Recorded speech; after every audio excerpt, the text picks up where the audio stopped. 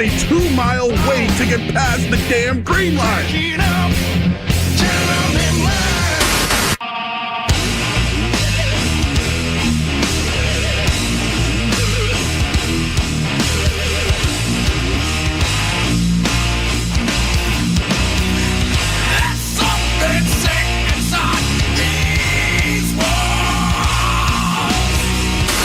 Anyone who gets scared by a bear in the neighborhood, call Joe Murray. I happen to trust Joe Murray. First time I ever met Joe Murray was at a...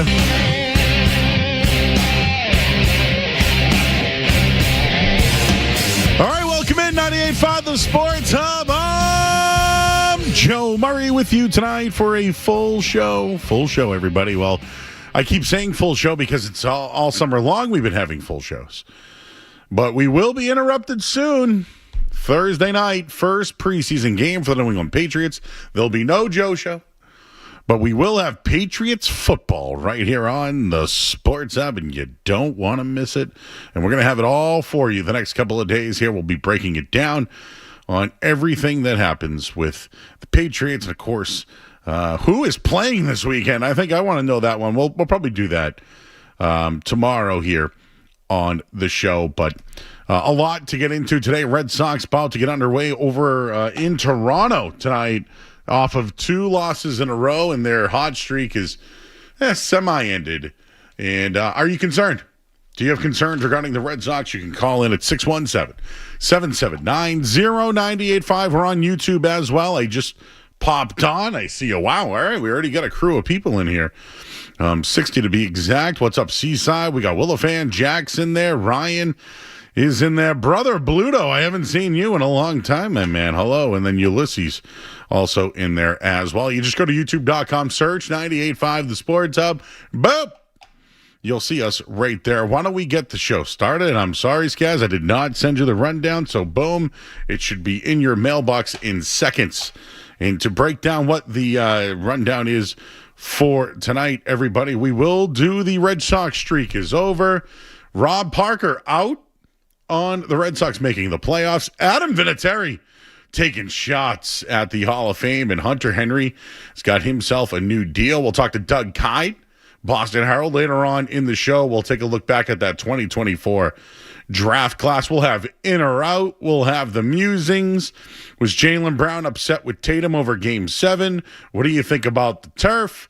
Gronk, a first ballot Hall of Famer. All that stuff on the table here throughout the night. Again, the phone number 617-779-0985. While the Red Sox streak's over, their offensive issues were back over the weekend.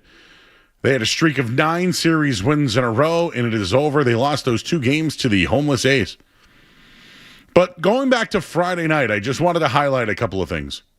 On Friday night, Peyton Tolley pitched an incredible game. 14 strikeouts in 85 pitches? I would have started talking about Roger Clemens the times he hit 20. Were we talking about that recently, Skaz? Did we talk about Roger Clemens' 20 strikeout game for some reason? I don't know why. Or somebody said it was overrated. I can't remember. You've been talking a lot of Clemens lately, it feels like, Joe. It was his birthday last week, too, so I feel like I do. I know what it is. I watched this TikTok of Roger Clemens, and he gives lessons on life and how to throw. And I really watch about how to throw more than the life lessons, but there's a page for that. Anyways, Peyton Tolley, if he stayed in the game, he would have certainly broken Clemens' record. Fact. He was outstanding. He was unbelievable. Unbelievable. They got the home run from Duran. They carried it again after the emotional win against the White Sox the other night. So I think they had momentum from that win on Friday, but the sales certainly stopped on Saturday. Their hitting struggled. Wilyer Abreu was a late scratch with a shin injury on Saturday. Well, they couldn't get the bats going. Then on Sunday, Durbin's out of the game. They had a lead. Eli White thrown into the mix and was doing it all. Jake Bennett pitched fine, but the third time through the order, the numbers change. Yesterday, they went with an opener, and they got an early lead. The bullpen tried to close the door, but if you ask me, a misplay in the outfield, misplay by Jarren Duran, I think it cost him the game.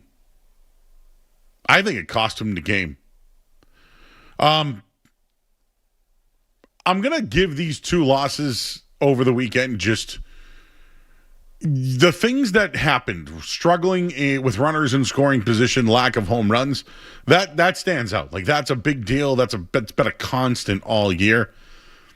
Chapman was shaky. Whitlock was shaky.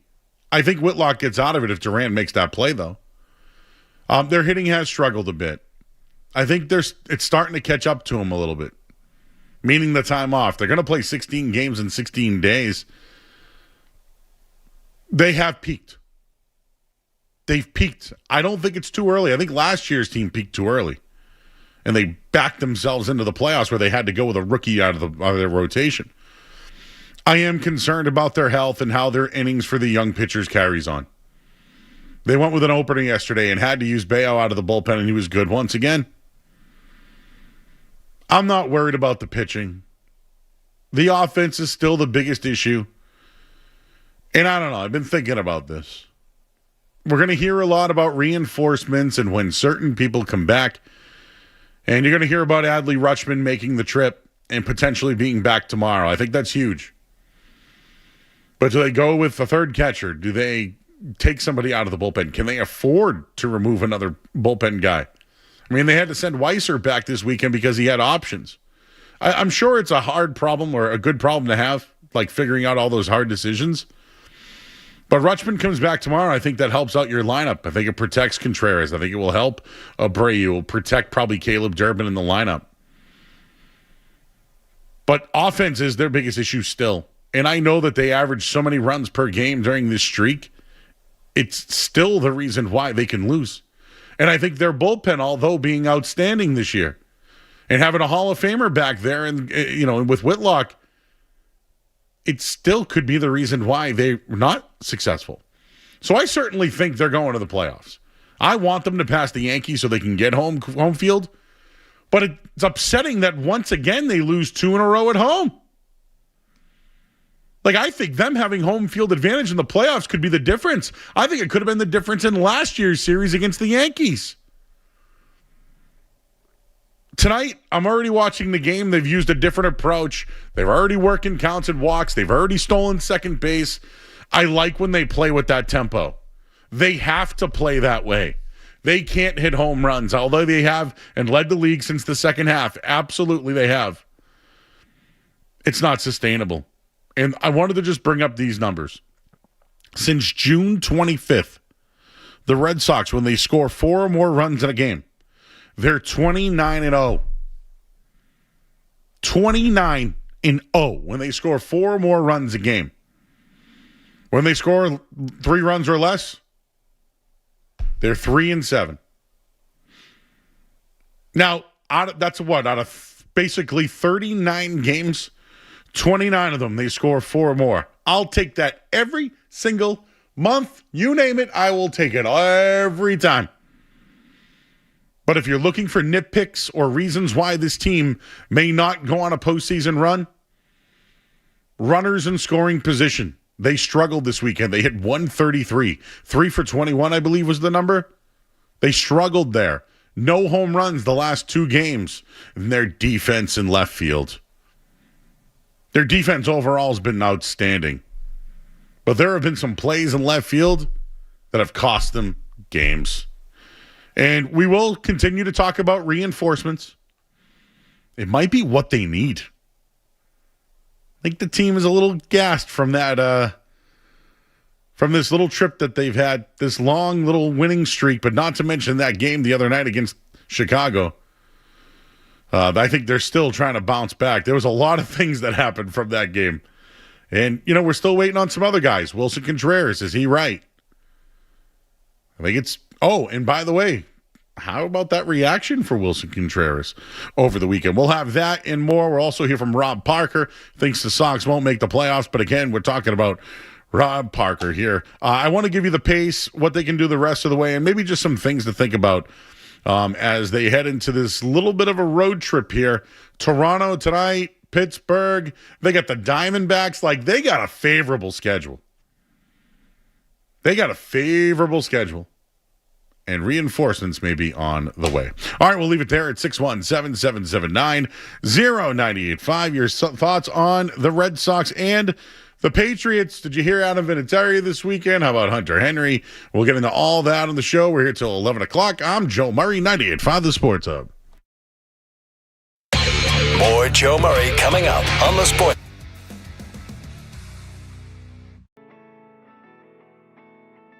Possible in baseball. They've done all of this to climb out of a hole.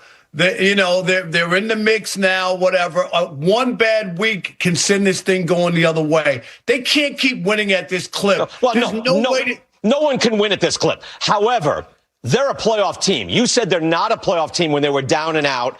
And look, I don't know if I even fought you much on it, but I believe like that rotation alone would say they even traded a guy away from the rotation. They're still strong. They're in the playoffs, Rob. They're making the playoffs. I'm going to stick with my notion that they do not make the playoffs. Really? That they have this incredible run, and over the last 6 weeks, they have some bumps. They come back to earth, and they do not, N-O-T, make the playoffs. And save this tape, BK. They might win the division, Rob. How about that? Okay. I'm not buying that. Kid. Rod Parker, known New England hater. I'm sure you could just type in Rod Parker Patriots, Rod Parker Celtics, Rod Parker, any Boston team, and you'll get him hating. He hates Boston. Hates it. It's confirmed. He's been doing it for years. He's made a living just crapping all over Boston sports. So it got to people, right? I mean, I forget the guy's name. Who was the Brian Kinney? Who was doing that? Anyways, on MLB, even he was like, dude, they're going to make the playoffs. What are you talking about? But it is sometimes like I hate sports talk that tries to create not narratives. All right, not narratives. Sports takes that are like so contrived, so like you're trying really hard to have a hot take. That's one of them. Now, I think we all probably know that the winning streak that they've been on the last 40 games probably is unheard of, and they probably won't do it again. Like, I'm cool with that. Could they come back to level? Maybe they peaked too early. Great, that's fine. I think those are fine takes. The Red Sox have a lot to prove, right? They've had somewhat of the best 40, 50 game span right now. That it's hard to not look at them as one of the contenders, though. So to think that the Red Sox can't make the playoffs, I have some numbers for you. They're minus 2,000 to make the playoffs. That means $2,000 gets you $100. Like, if you don't think they're going to make the playoffs, you should bet that now. Okay? Go bet it. The odds are in your favor. It's just that the chances aren't. And there's no team truly threatening the Red Sox. Now, Toronto's probably looking at the series tonight with the Red Sox saying we need to gain some ground. Not to mention they got Dylan Cease tomorrow, who pitched well against the Red Sox in the previous meeting. And who's the other star pitcher that they've had all time? I'm forgetting his name now. But they have some winning matchups. Peyton Tolley will go later on in the week between the two teams for the Red Sox. So Max Scherzer's the guy I'm thinking of, sorry. And I know he's old and he's been struggling, but he's still a guy that can give you a solid game when needed. But when you look at the standings, is there a team truly creeping up on the Red Sox? Baltimore is behind. Toronto is behind. If you want to look at the wild card standings, Texas, I mean, what are they, 5 or 6 games behind right now? Detroit, Minnesota. So if the Red Sox do go on some sort of slide, they've given themselves a 5-game, maybe even 6-game comfort zone. If anything, I think that the team to watch is the Yankees. Are they going to fall apart? With all this talk about wait till the Red Sox get their reinforcements, nobody's saying that more than the New York Yankees. So if Rob Parker said, man, I don't think the Yankees are going to make the playoffs, that'd be one I'd be like, hey, maybe he's on to something. So it would have to be an epic collapse for the Red Sox not to make the playoffs. They have a 10.6% chance right now to win the World Series. That's an amazing number. And I'm sure if you're a one of these analytics, 10% chance to win the World Series, you're in, right? You do that every time. So I just think that's an absurd take. But again, it worked, right? Because here we are talking about it. Rod Parker once again said something that got under people's nerves, and we're talking about it on our airwaves. The guy's a pro at it. He's been doing this forever. But I just wanted to bring up the fact that the pace that they're on right now, the Red Sox pace is to win 89 games. If they went 500 the rest of the way, they'd still be a playoff team. Still. So I know that there are some concerns. The positives are, Sonny Gray right now is pitching well, and he's probably at the top of your rotation. Can you get Ranger Suarez back there? Because Peyton Toley's been outstanding. Man, that performance from Toley the other night, it got buried on a Friday. I don't think we're talking about it enough. But you got those three guys, not to mention you can now put guys in your bullpen, whether it's Sandoval, whether it's Bennett. What's going on with Garrett Crochet? I don't know. I like Skaz's point earlier when he mentioned if you're going to get Crochet, don't you want him to start the game and have someone come out of the bullpen? That's not a bad idea. Or have someone follow him for like 3 innings or something like that. The Roman Anthony thing, he's starting to heat up a little bit. I know he's not the left fielder, outfield type of the future, but Jaron Duran yesterday, not good enough. So a couple other things I just wanted to bring up. Chad Tracy right now is favored to be manager of the year. Favorited. At this point, I don't see who else you could take. So for Rob Parker to say they won't make the playoffs, I just think it's kind of a wild take. If he mentioned the Yankees, though, I'd be in on that one. Your thoughts, 617-779-0985. Let's bring in Skaz. I wasn't here. I went to Pat's camp on Friday, Skaz. It was hot. It was hot. I was there. I sweated the entire time. I got a ride by Fred in the Fred in security. Shout out Fred. Gave me a ride up the ramp and back to my car. They fly up those ramps, don't they? Well, as a kid, I always used to see Mr. Kraft in that thing. So I felt like, wow, times have changed. Here I am in the cart. What else? I'll go over what else I've seen, Skaz. But Red Sox won't make the playoffs. Thoughts? I mean, it's the summertime, Joe. We're all looking for content. I think that's just, Rob Parker. Nothing really surprising there. I think they're going to make the playoffs, Joe. Me too. Again, who's behind them? Who is behind them that is chasing them? What'd you think of the Wilson Contreras booing the other night? I mean, not great for both sides, I would say. I would say Wilson Contreras probably should run that out. Red Sox fans, if there's one guy on the team you should probably be giving the benefit of the doubt, I would say Wilson Contreras is pretty high on that list. I didn't love the reaction from your counterparts over there at Nesson, Joe. Very defensive. What'd they say? I didn't hear.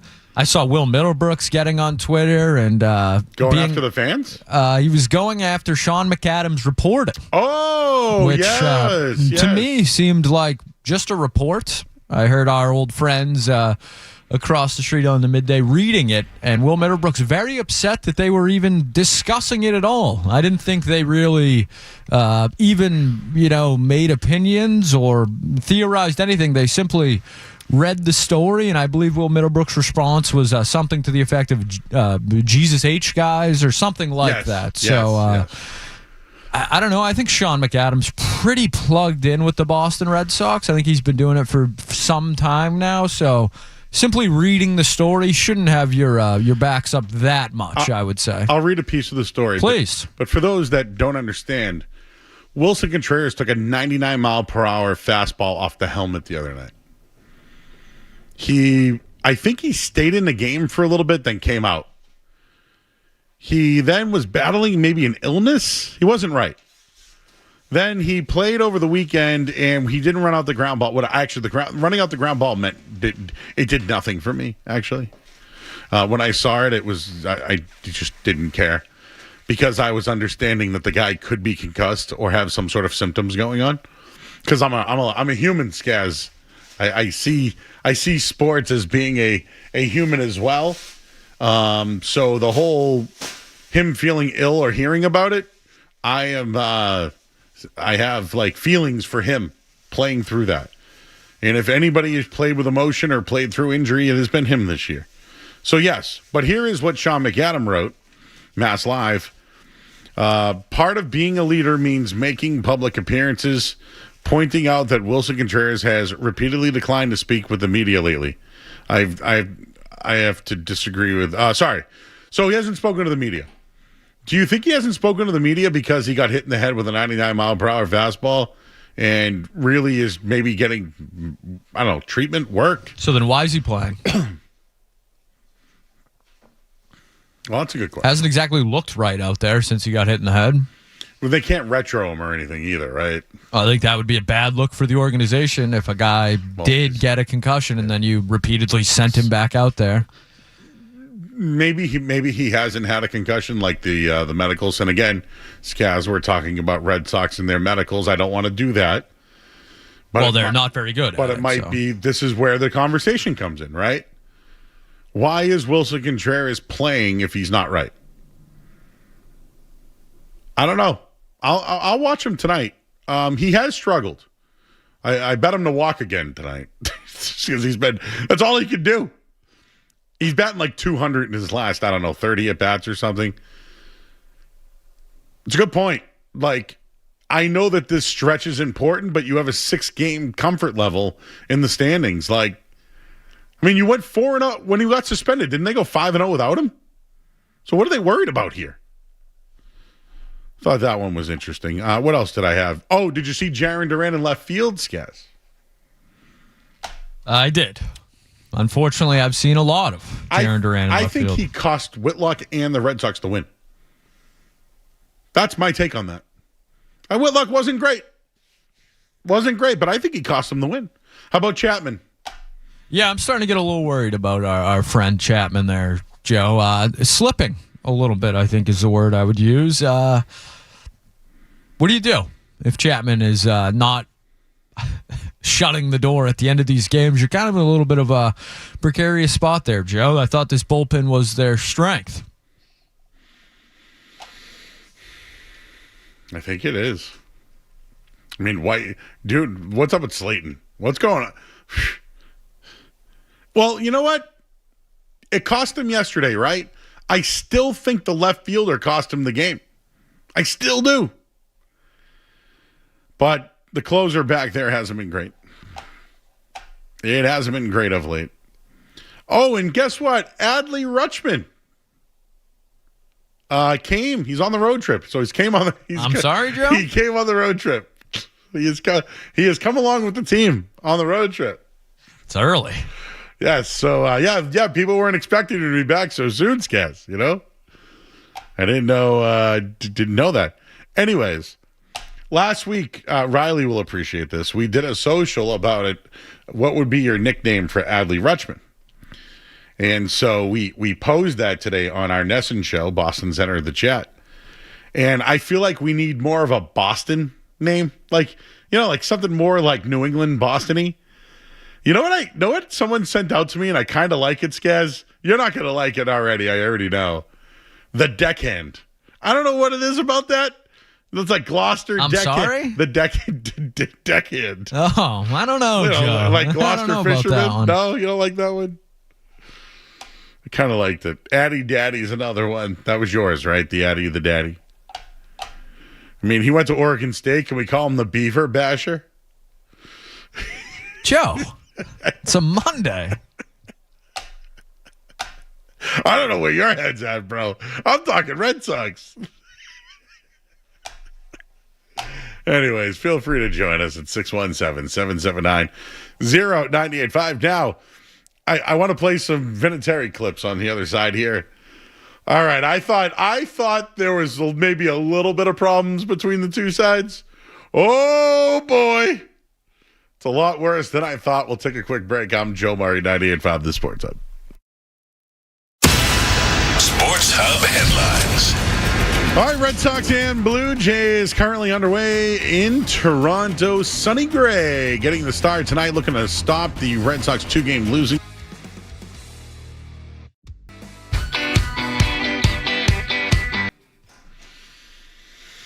You gotta take a break from the Red Sox. There's been so much going on. I've been watching so much lately. I feel like I need a break from it. And you know what will help with that? Hall of Fame talk. Adam Vinatieri inducted into the Pro Football Hall of Fame this weekend. I watched it. I watched it live. I laughed. I cried. And I was thinking about if this was the right time for Adam Vinatieri to start zinging the New England Patriots. And then I've had some time to digest it a little bit. But I was pissed back then. And I bet you he's still pissed too. Like, I was a fan back then, okay? I wasn't working on the radio and, trying to get into the business and all that. I was a fan up until Vinatieri was here. I think I've been now in the area since he's been done. Started in 07, he was gone after 06. I was pissed. I never wanted to see Adam Vinatieri go anywhere else, and it was about money. And I knew the story, and I knew the reports, and I knew that it was about him wanting a long-term deal and no longer wanting the franchise tag. That's what it's about. That's what I was heard about. And I think it cost him in the Super Bowl years later. I think we all know that now. That story's been told. It's not a hot take. But when I think of Adam Vinatieri, I think of the clutch, not so much the playoff games. Like, I remember just so many different games where he's made big kicks. I went to that Tennessee game. Coldest game ever was at 03. He had a huge kick in that game. Well, that snow game, 27 seconds left to force overtime. No one thought he was going to hit that. He did. He had the most game-winning kicks in NFL history, the most points in NFL history. He made tackles. He threw touchdown passes. Adam Vinatieri did it all, and he did it here. When he left, he helped Peyton Manning win a championship. He further along his career, put up huge numbers, but he did it for the Colts. The Colts were the Patriots' rival. Ugh. In the end, when you look back at it, to me, I don't know if it was Belichick or Kraft. Well, all I can tell you is neither of them were at the Hall of Fame. Either was Tom Brady. And when I think about that, I can see why he was spiteful. Is that the place to do it? Normally, I don't feel like it is.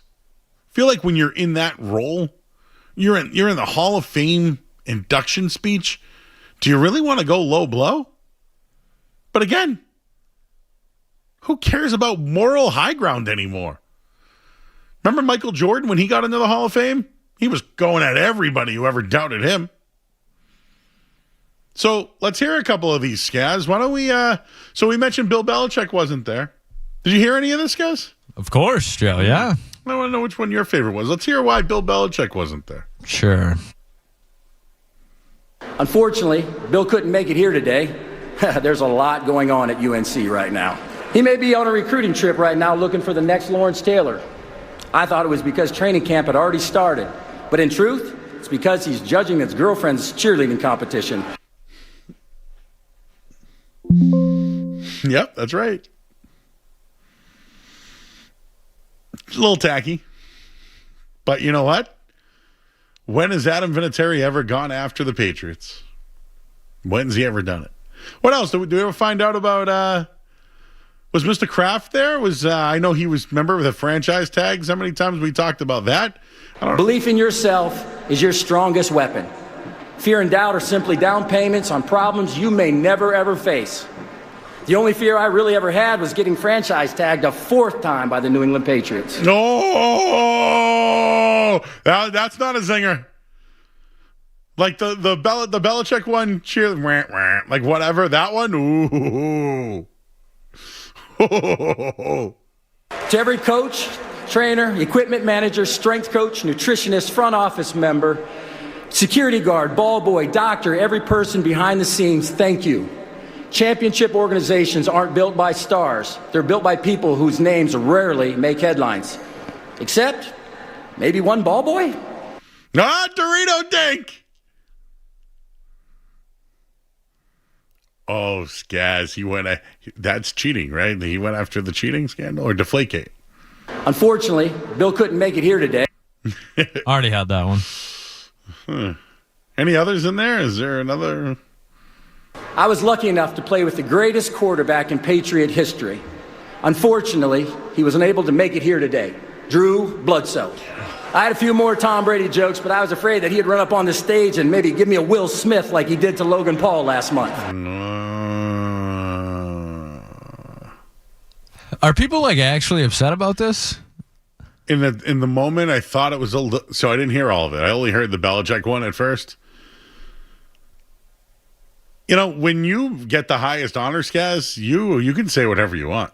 Remind me, is Bill Belichick in the Hall of Fame?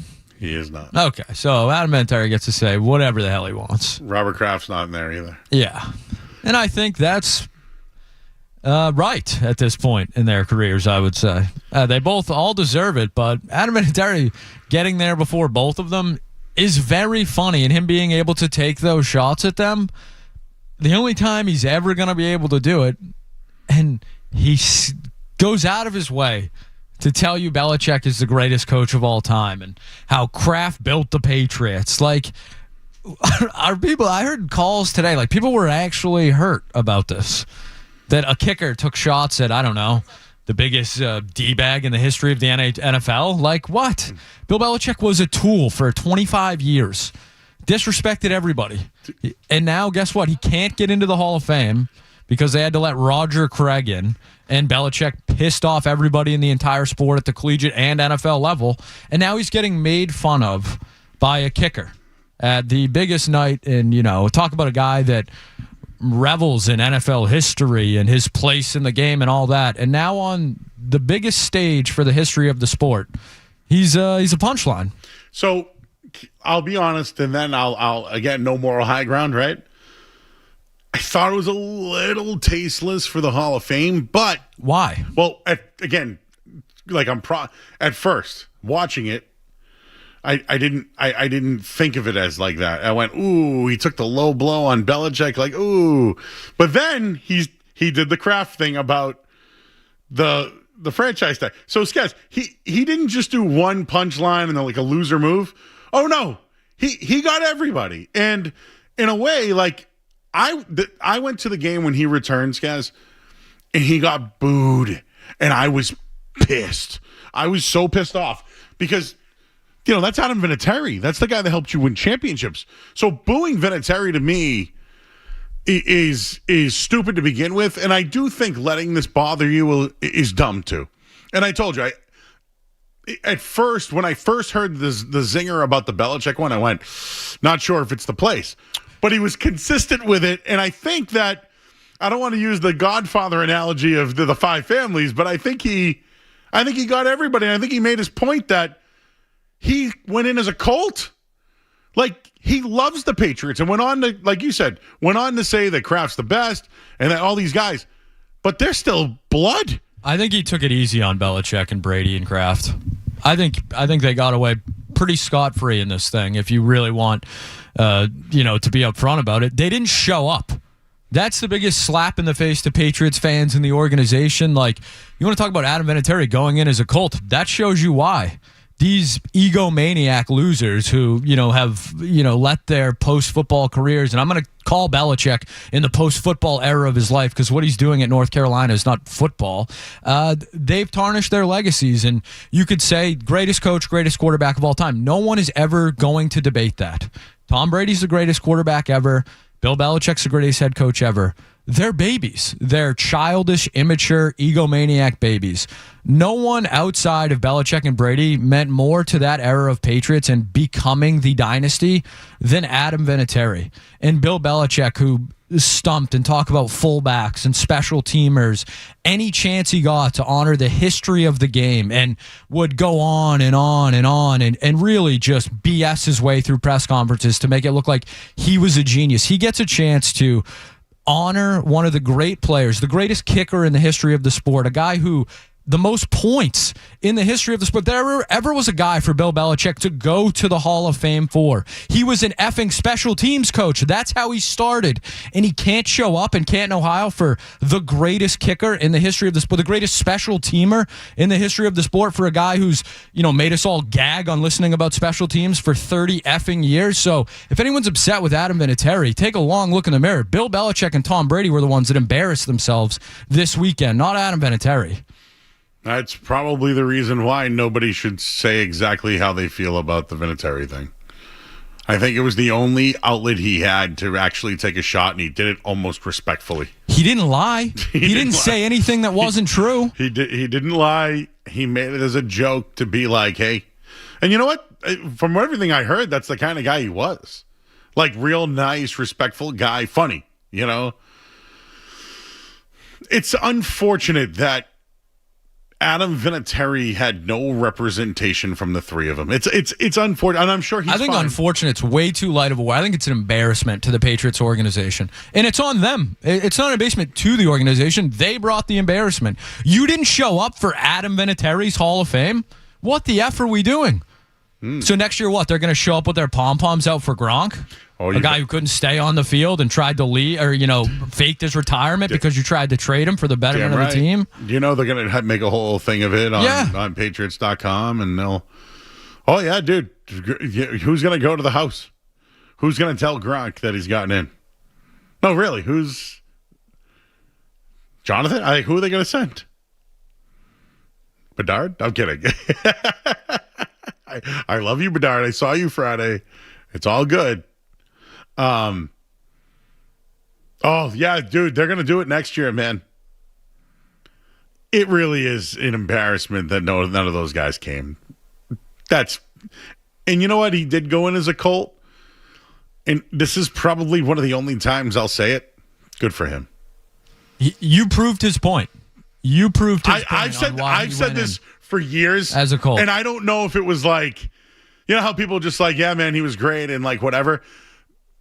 For years, I think I've been on the Vinatieri kind of got screwed thing, and ended up having a better career. Like he really did. He had a great career with the Colts. He only won one championship, but still, it cemented him. 4 championships. So come on now, how many guys have that?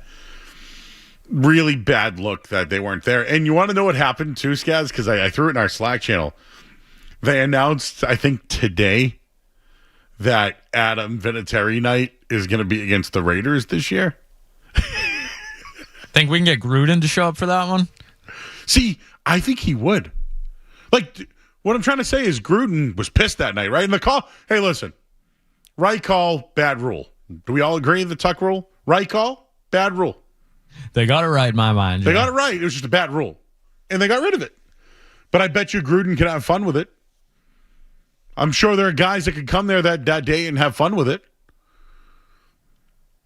But, when you think about it, in the end, like Tom Brady, I feel that Kraft and Belichick are still arguing about who deserves the credit.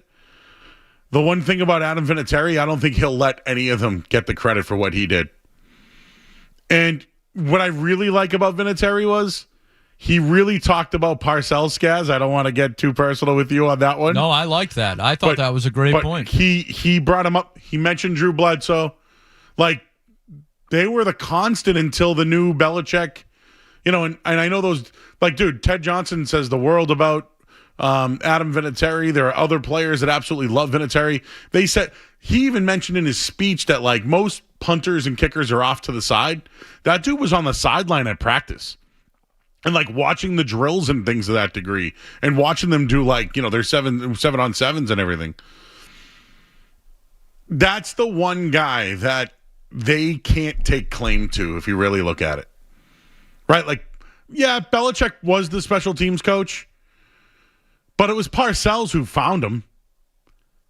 And like, yeah, I think Belichick knew what he had at him when he was here. Clearly, he used him all the time. But to not give money to the guy that literally won you Super Bowls? Like, last week there was an article about the most unlikely Hall of Famer of all time, Adam Vinatieri. And to your point, those are the people that Belichick praised and talked about and gassed up. I think that's putting it nicely. He was Mike Lombardi for those guys. Couldn't be there. Couldn't show up. No video message, dude. And Kraft's not off easy, all right? I'm not letting him off easy. How many guys like Ty Law, Richard Seymour, who else has gone in? Randy Moss. I want to say that all those Hall of Famers had Kraft involved in theirs. I think I'm guessing here, but I feel like Vinatieri didn't have any of the Patriots a part of his. And he's not even in the damn Team Hall of Fame. Oh, don't get me going on that one now. So you felt the Vinatieri vibe this week, huh? It hit me, man. It was pulling some heartstrings this week. I think it just hit me how, I don't know, we knew Belichick and Kraft and these guys were, egomaniacs and had their differences and all that, but I really think it comes back to Belichick for me because it's a kicker. It's Adam Vinatieri. It's the guy that started all. And I think it's Brady and Belichick more than Kraft. And yes, Kraft should be there. Should have been some representation from the organization, absolutely. But Bill Belichick literally spent 20 years at the podium just gargling special teams players left and right and his importance in special teams and how it's the third phase of the game and all this stuff. And the greatest kicker in the history of the league, he can't show up. He can't send him a Zoom link, Jordan. You can't even do that. Joe, it's embarrassing for the guy, I think. He's been neutered. Your thoughts at 617-779-0985. And I think that was a long way of saying if you really thought that it was tasteless or not the right place for it. I would think in 1995 it's not. I think in a year where people roast people now. Matt Vinatieri wasn't invited to the roast either, was he? It wasn't a roast, Joe. He told basically the truth. He didn't even say anything crazy. I agree, but we're in a day now of roasts, right? I mean, sure, I guess. So, he wasn't invited to that. Did you hear any other sound bites from any other Hall of Famer speeches? No. Exactly. He gave us something. I don't even know who else. I didn't hear a single thing from anyone else. I think Larry Fitzgerald thanked Randy Moss for telling him to be great or something. No, actually, no, I didn't hear anything. And now I couldn't even remember who else went in. Drew Brees. Oh, yeah, Drew Brees one time said in film sessions that he couldn't see over the line. And the coach pulled him aside and said, don't ever say that again.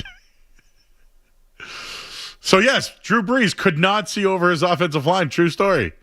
I found that out. But, yes, what made the news was Adam Vinatieri taking digs at the Patriots. I don't know how they can fix that one. How do you fix that one? Because it's already over now, right? He's in the Hall of Fame. He's living his life. He went in as a Colt. Oof. That's a tough one.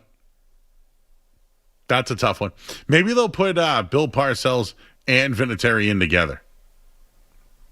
So Bill Parcells, he gets credit for Vinatieri. So that's almost like he picked one of his groceries. Correct. Okay, I'm just making an undrafted grocery, but he picked it. Yeah. I just get he takes credit for all these guys, but he never had any control over the roster. So it's really weird to me. That would be something you should get rid of Riley with before she leaves her. Just being hey, a long time ago, Bill Parcells had this great line about, if you want me to cook the dinner and let me shop for the groceries, you should just come up with all the groceries. And then he took credit for all the groceries, but apparently he didn't pick any of them. So it's very confusing. And then piece he bought of Patriots history. He bought Curtis Martin. Yeah, And then took him with him when he went to the Jets. I would call that stealing, actually, is what I would call that. You can have Curtis Martin. We'll take Bill Belichick. Good trade. Both Hall of Famers. Well, one of them is. Ooh. Adam Vinatieri, Curtis Martin in. Bill Belichick out. Parcells in too. Parcells, Vinatieri, and Martin in. Parcells out. I mean, Belichick out. Yes, let me say that one more time. Parcells, Curtis Martin, Vinatieri in. Bill Belichick out. Rob Gronkowski up next year. First ballot or no? We'll have more of that coming up throughout the show today. We'll talk to Doug Kyed from the Boston Herald in a little bit. And, where do the Patriots rank when it comes to the teams in the NFL? We'll do all that and more coming up next this hour of the Sports Hub, brought to you by Valvoline Instant Oil Change. Enjoy quick and convenient vehicle maintenance this month. Visit them. What happened there? Anyways, bottom of the fourth. Sonny Gray, 3 1/3, 0 hits. A 0 earned run, I guess 1 hit now. 2 strikeouts in the game. Hey, the Patriots, everybody. I should mention Adley Rushman could be activated by tomorrow. Patriots sign Hunter Henry 3-year extension worth up to $20 million per season. And they have traded Caden Wallace to Miami and a 7th-round pick for a 6th-round pick. Headlines, they are brought to you by Super Service Today. Upgrade your home and electric heat pump system from Super Service Today. Stay cool this summer, warmer all winter, and save on energy costs while reducing your carbon footprint. For a free estimate, visit superservicetoday.com. I'm Joe Murray. The Sports Hub. 3 legendary franchises on one legendary radio station.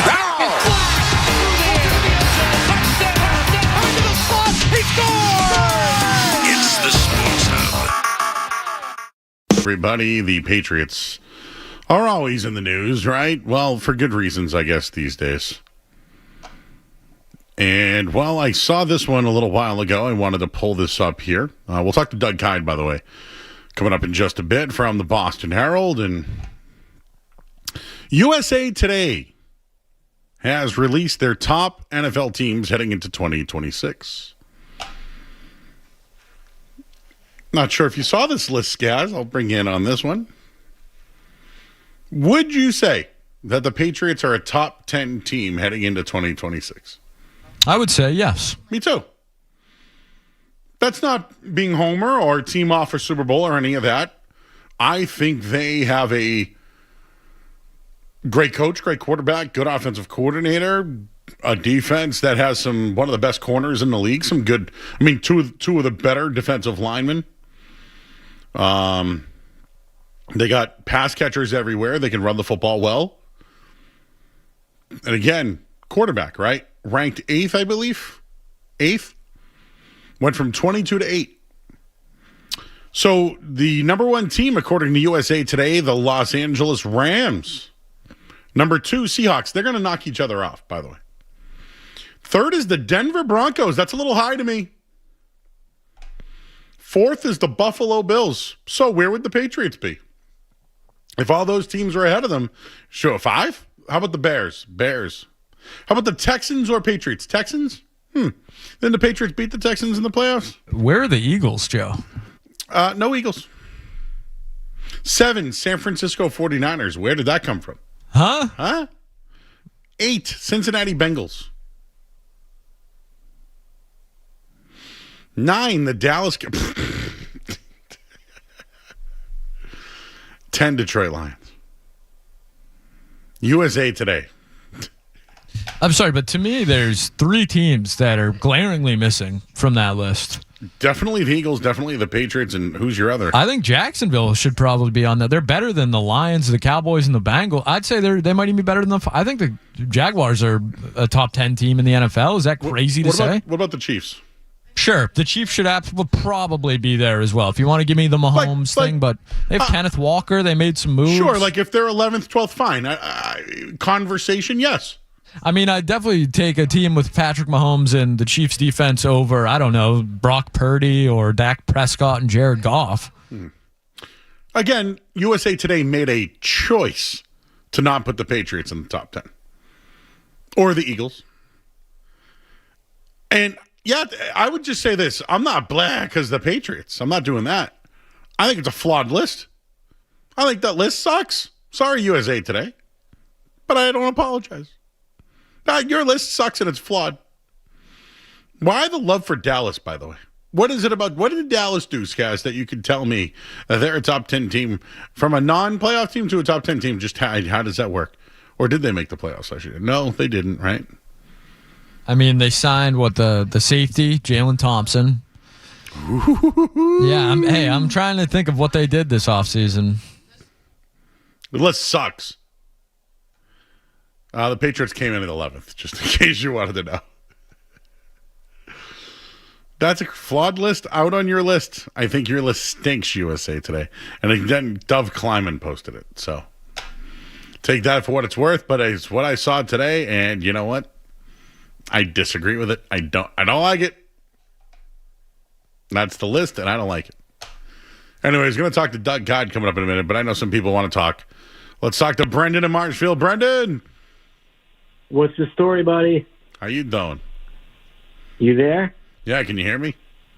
Dude, yeah. We got a lot of mutual friends out of Rossi and West Roxbury. I won't mention any names, but I was just saying, what's up?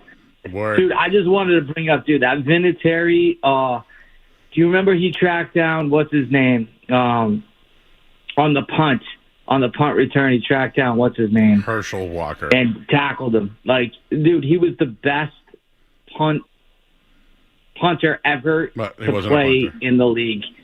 And do you remember the play I'm talking about? What's his, right? Like, I lost my train of thought. Sorry, bro. No, it's okay. He was a kicker, remember? He was a kicker, not a punter. And yeah. And then he would kick off. He tracked down, what's his name? Shit. Dummy up, man.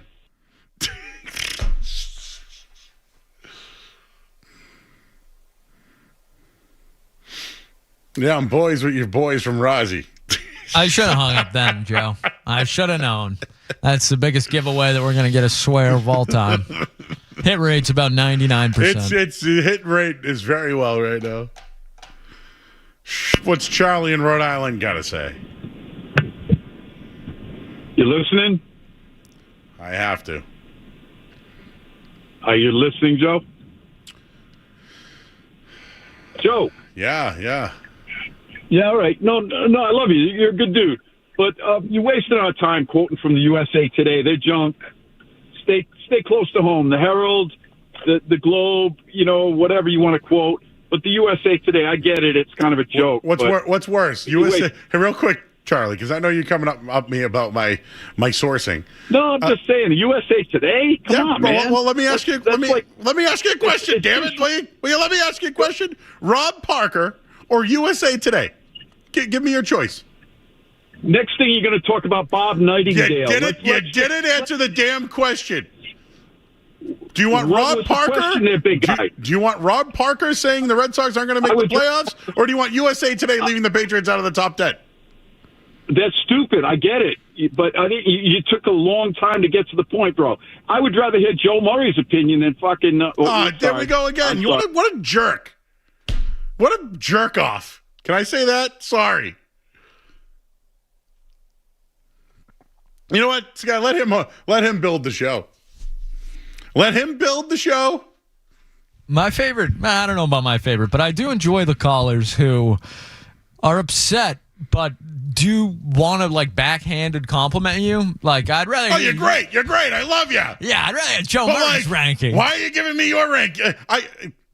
USA Today, that rag. You listening to them? That's the crooked media, Joe. And I almost, in a way, wanted to compliment him on it, on calling the USA Today out, or is he calling me out? I don't know, one or the other. But really, though, Skaz, Rob Parker or USA Today? We can only work with the material we got. You know what? So thinking back on it, I'm sure that guy's in the car being like, damn, Joe Murray went Rob Parker and USA Today on us. I did. I didn't think about it at the time, though.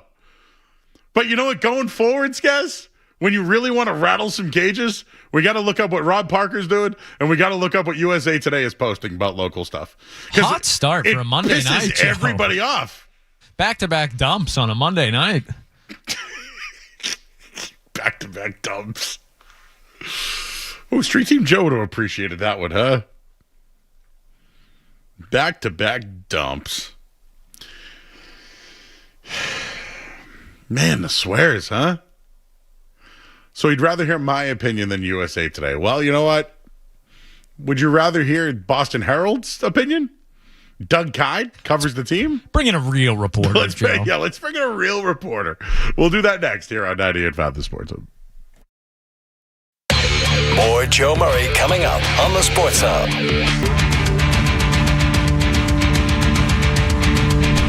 Back here on 98.5 The Sports Hub, I'm Joe Murray. Well, why don't we find out what's really going on with the Patriots? Because I gave you lists. Some people don't like my lists. That's fine. So why don't we go to a real reporter? He is from the Boston Herald. He's down at camp every day. He's breaking stories. He's got his stock up, stock down over at camp. And he's from the Boston Herald. A real reporter joins us on the Sports. So hello, Doug. How are you tonight, sir? I'm doing well. How are you doing, Joe? I'm fantastic. Happy new football season to you. It's good to finally catch up. Last time I saw you was at the Drake May softball game. Yeah, a football softball game. Right? Yeah, it was kind of funny. I was actually impressed with some of the athletes there. I couldn't believe how good Christian Gonzalez was at short that day. I know, and even like Michael Wenu looked like he had possibly never thrown a ball, and then he hit a home run. So I think there's a lot of natural athleticism on display there in that game. Yeah, absolutely. You'll appreciate this, but so earlier I did a segment on Rob Parker saying that the Red Sox won't go to the playoffs, and then I just quoted USA Today's top 10 list, and it didn't have the Patriots in it. And some guy calls being like, Joe, what are you doing quoting USA Today? And I'm like, I guess Rob Parker in USA Today is pretty bad. So now we have you. I'll ask you this. Do you think the Patriots are a top 10 team heading into the season? Yeah, I think so, especially after watching them in camp. And obviously it's hard to tell in camp because you're only seeing like the competition of the Patriots offense versus defense. But it's been some really fierce competition. Seems like it's evenly matched. Seems like it's extremely competitive. So I don't know what happens tomorrow when the Colts come to town, but I'm expecting this Patriots team to be really good based on what I'm seeing so far. And I know they're not allowed to tackle. I know it's training camp, but looks like a decent amount of areas where the Patriots have really improved since last year. All right. Why don't we start there? As I'm reading from the Boston Herald, you have your training camp stock report, 5 up, 5 down. Why don't we get one of the downs out of the way? The Patriots today traded somebody from their 2024 draft class, Kyed Wallace, out, going to Miami along with a 7th-round pick for a 6th pick. Did he just not make it because of the numbers? No. I mean, the numbers at guard are honestly pretty ugly. So I think that this obviously paints the draft pick overall in a bad light. Taking Kyed Wallace in the 3rd round of the 2024 NFL draft, then to trade him for, peanuts 2 years later. When you have a need at the position that he's currently playing. But he started off training camp on the 2nd team unit at guard, moved down to the 3rd team behind guys that you've never heard of, and then got injured. And so it was just he wasn't a fit in, I think, what the Patriots are looking for on the offensive line.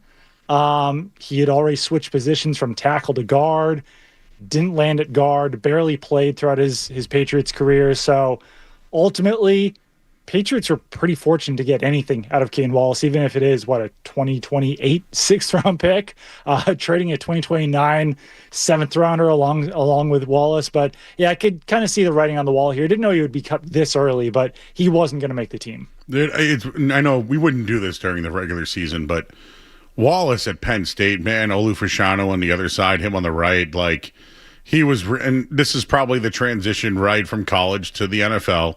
Yeah. And tackles. But, man, he was something special with Fashanu, and he just couldn't make the transition to tackle and even to guard. But just a tough year for that draft. But I guess really when you look back at it, it got Drake May. They did, and I think it's possible that they learned some important lessons from that draft as well. And obviously you don't want to use a draft to learn lessons. But I do feel like the Patriots learned that you can't come into a draft with major needs. You can't say, okay, we need a quarterback in the first round, a wide receiver in the second round, and a tackle in the third round.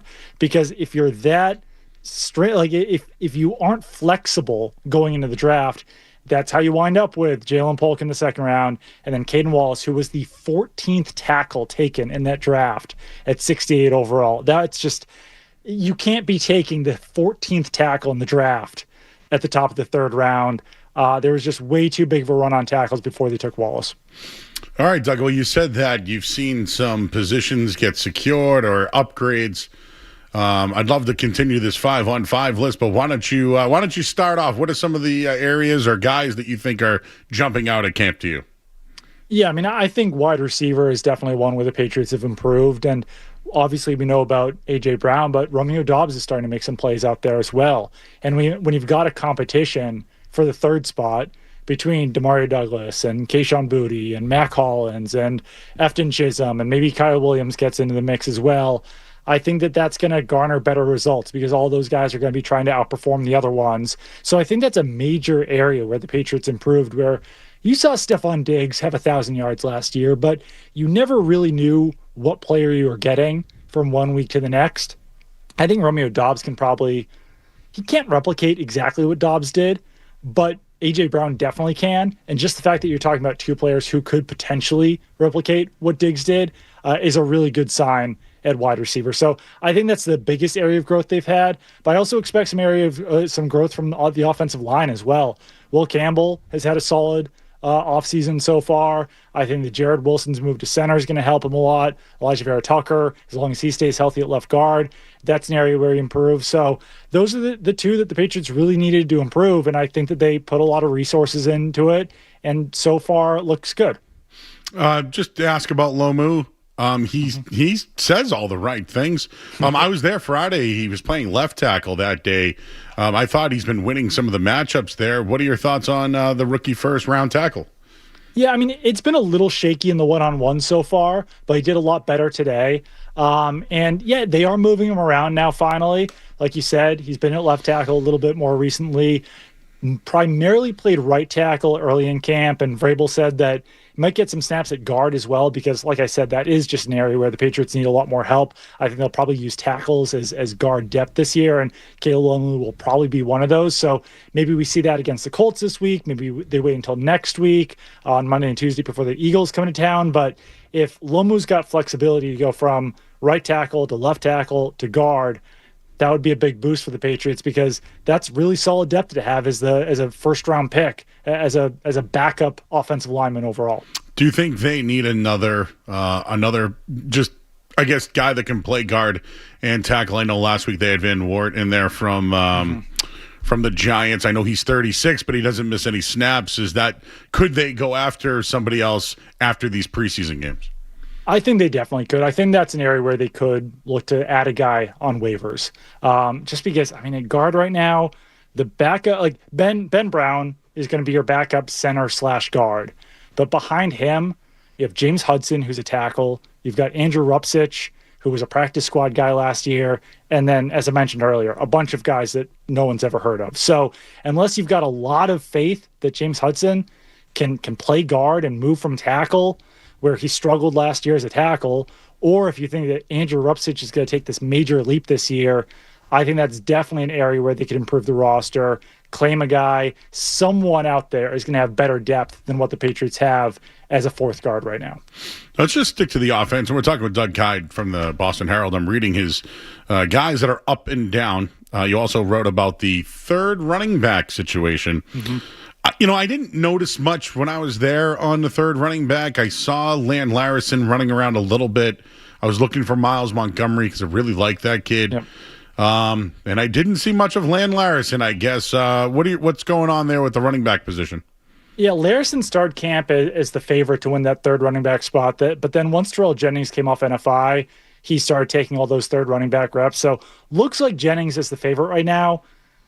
I would probably rather have someone with higher upside because we've seen what Jennings did the last 2 years. Like, they didn't really want to count on him. If you can find it back, whether that's Lan Larison or Jam Miller or Miles Montgomery, like you mentioned, that you actually want to use on offense and that you're not hesitant to use on offense, I think that's ideal. And the preseason is going to be really key for these running backs because you can't tackle in training camp. And I mentioned this on my Pat Chat podcast, so I'll plug that for a second. Yeah, Pat plug Chat it. podcast. You and Hurley. But like, one of the key stats that we use for running backs is yards after contact. And yards after contact in training camp mean absolutely nothing because no one's trying to tackle the running backs. So I think in preseason, we're really going to see what Jennings can do, what Larison can do, what Jam Miller can do, and what Miles Montgomery can do. But I'm really excited to see Montgomery and Miller more so than the other two, just because I do think they've got some special traits. They've got more speed. I like what I've seen movement-wise from Montgomery. He just hasn't gotten that many reps so far in training camp. All right, we're talking about Doug Kyed, he of the Boston Herald. He's been at camp every day. Talk to me about linebacker. Who is after Robert Spillane there? Is there a guy jumping out? Is there somebody that's taking the job? What happens if Spillane goes down? Yeah, it's Robert Spillane and Christian Ellis as the starters right now, but I think we all expected KJ Britt to be that third guy because, I mean, Jack Gibbons was that third guy last year, and he played a ton because Spillane went down, Ellis went down, so you need someone to be that third linebacker. I think we all thought it was going to be KJ Britt when he signed here, but so far it's been Chad Muma. He's been the third linebacker, and then Khalil Jacobs, exciting undrafted free agent, always around the ball, plays faster than his 40 time would indicate. So he's been a fun player to watch out there, and I feel like he's going to be a guy that fans probably fall in love with a little bit in the preseason. He was one of those priority free agents. He took a visit with the Patriots, so obviously the Patriots like what they saw in the visit. So Khalil Jacobs, definitely a name to know. Every year they have an undrafted player that makes the team. Would he be the favorite at the moment? There's a few, honestly. He's up there. I think that Tanner Arkin, the tight end out of Illinois, he's got a really solid chance of making the roster. It looks like he's going to be the third tight end right now. So he's not a guy that you might want to risk putting on waivers. And then third one, a little bit more of a long shot, but a cornerback by the name of Channing Canada, which everyone's made the joke. It's like one of those fake players that comes out on Madden that you draft in the year 2030 or something like that. But he's played outside. He's played inside. He was another one that they gave a lot of guarantees to as an undrafted free agent. So another name to keep in mind, Channing Canada, as the Patriots look for better depth at cornerback, because you feel pretty solid about what you have in Christian Gonzalez, Carlton Davis, and Marcus Jones. Beyond that, though, it's a lot of question marks. I like the kid that came over from Tampa Bay there, Vildor, but he's a big defensive back. Yeah, no, absolutely. And in Friday's scrimmage, he broke up 2 passes intended for A.J. Brown, and that's not easy to do. He had another pass breakup today. So he's someone who's kind of building as training camp goes along because he wasn't showing much early in camp, but he's really come on strong over the last week or so. And I definitely like what I saw from him over the last 2 practices. So what are we expecting against the Colts? Do you think that Will Campbell's going to play, who is back today? Do you think we'll see the starters? Do you think you'll see Drake May? What are your expectations? I know joint practices start, but what are your expectations before joints? It's a really good question because there's only the one joint practice against the Colts. Usually you have 2, like they have against the Eagles next week. So since there's only one joint practice, I personally wouldn't be shocked if we do see some of the starters play on Thursday. Certainly no guarantee. Maybe Mike Vrabel tells us tomorrow what the plan is, but just the fact that it's only one practice instead of 2, I think there's still some reps to be had for those starters. And then maybe next week, when they have the 2 joint practices against the Eagles, then you don't have to put the starters into that second preseason game. Do you think Christian Gonzalez plays? I wouldn't even put him out there against the Colts in joint practices, honestly. I mean, I don't think it's worth the risk. And when you're talking about like Colts wide receivers, Alec Pierce is still injured. He's not going to be out there. Josh Downs is a good wide receiver, but he's going to be going up against Marcus Jones. Like, what are you doing putting Christian Gonzalez out there against Ashton Doolin or some of these the outside cornerbacks that the Colts have? I think Gonzalez is better off sitting, but we'll see what they wind up doing. He shocked me so far by participating in absolutely everything so far. So we'll see what happens. But personally, I would not risk him. One thing your colleague Andrew Callahan mentioned was edge help wanted. Do you feel that way even with the addition now of Gabe Akis back at camp? I don't know. It all depends on the health of Harold Landry, and if they actually do expect him back by the start of the regular season. Because Mike Vrabel was willing to give us injury updates on absolutely everyone on Friday, but it feels like every time we ask about Harold Landry, he doesn't want to talk about it. So if Landry isn't ready to start the season, then I think that is an area where they could sign a free agent or claim a guy off waivers before the season begins. If Landry's ready to start the year, they've got some pretty good depth there now with Draymond Jones and Harold Landry as the starters, Elijah Ponder, who's been running as a starter all of camp as the top backup, and then Gabe Akis is starting to make some noise out there as well. He had a sack during the scrimmage. He's getting second-team reps. Seems like he's coming along a lot faster than I expected him to after missing the entire spring, plus the first week or so of training camp. It's been nothing but positives for Akis so far. Does that mean that he's ready to play in a regular season game right now? Maybe not. But just the fact that they're using him so much, I think, is a very positive sign for his development so far. Doug, you've been going to camp now for a while. This isn't about off-season stuff with Vrabel. That's not where I'm going with this. But last year, I want to say he was criticized, or some people may have mentioned light camp. Do you think that is the case this year? Remember, they lost the opening games or whatever from last year, and I think some of the talk was kind of a light camp. Do you think it's been a lighter camp, a stronger camp? Do you think that's something that's been an initiative? What are your thoughts on just Mike Vrabel and his camp this offseason? I think to this point, it's probably been a slightly stronger camp. Like today, they weren't in pads, they were in shells, but it was still a very active practice. And there were 7-on-7s. There was the 1-on-1s between the pass rush and the offensive line. Like they were going at it basically like they had pads on. Haven't been a lot of walkthroughs so far. There's a couple scheduled for next week, the next few weeks. So maybe at that point it starts to be a weaker camp. But I mean, in the grand scheme of things, yeah, you lose week one. But when you wind up going to the Super Bowl and the team stayed pretty darn healthy last year. So I think it worked out for them running camp the way that Vrabel does. It's not necessarily the same way that we're used to, the way that Bill Belichick used to run camp. There are a lot more walkthroughs sprinkled in. But with older players, they need more rest. They stayed healthy last year, and I think Vrabel's trying to bank on that happening again this year. All right, one guy that stood out to me when I was at camp, and I'm not trying to make a quarterback competition. That's not where I'm going with this, but I've been impressed with Tommy DeVito, and I know that he's been a guy who can throw. Right, he's played for the Giants. Great athlete, right? Could move his feet very fast. His arm, though, I didn't realize he's got some pop, and I think we're going to see that on display this week. He makes some wow throws out there. The ones that really make you go like, whoa. Where did that come from? And there's like a backup quarterback ranking list out there, and I know it's a hard thing to do, but he was really far down into like the low 20s, early 30s or something like that as far as backup quarterbacks go. I think after this camp, I'm feeling a lot better about him. He's hitting Kayshon Boutte regularly, hitting Romeo Dobbs and Mac Hollins. Like he's doing a good job out there, and he's getting a decent push from the rookie as well. Baron Morton, I think, is having a strong camp too, where for a while I was like, hey, Baron Morton might push Tommy DeVito for the backup role, but DeVito's only gotten better. And I think one of the biggest things about this camp is that we just really have not seen the ball in the defense's hands a lot this offseason.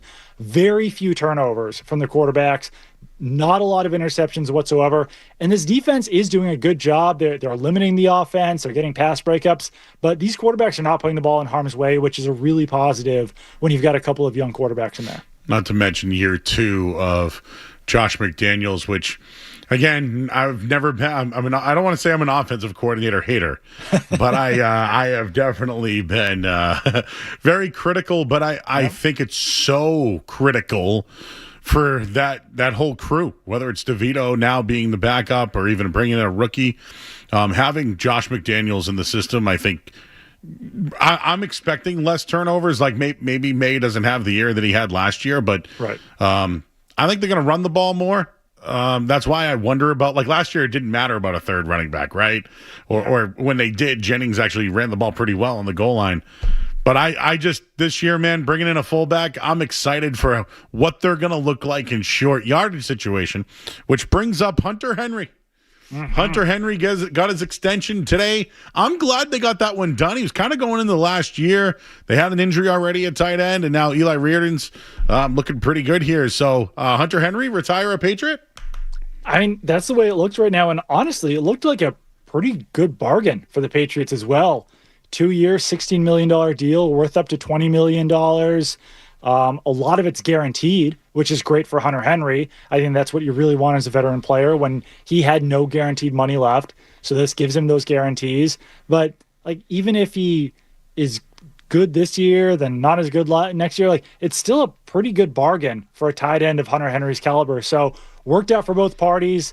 I think Drake May was probably pushing for his guy to stick around, and works out where you get some insurance in case Eli Reardon takes a while to get going, which we've certainly seen from some young tight ends throughout the years.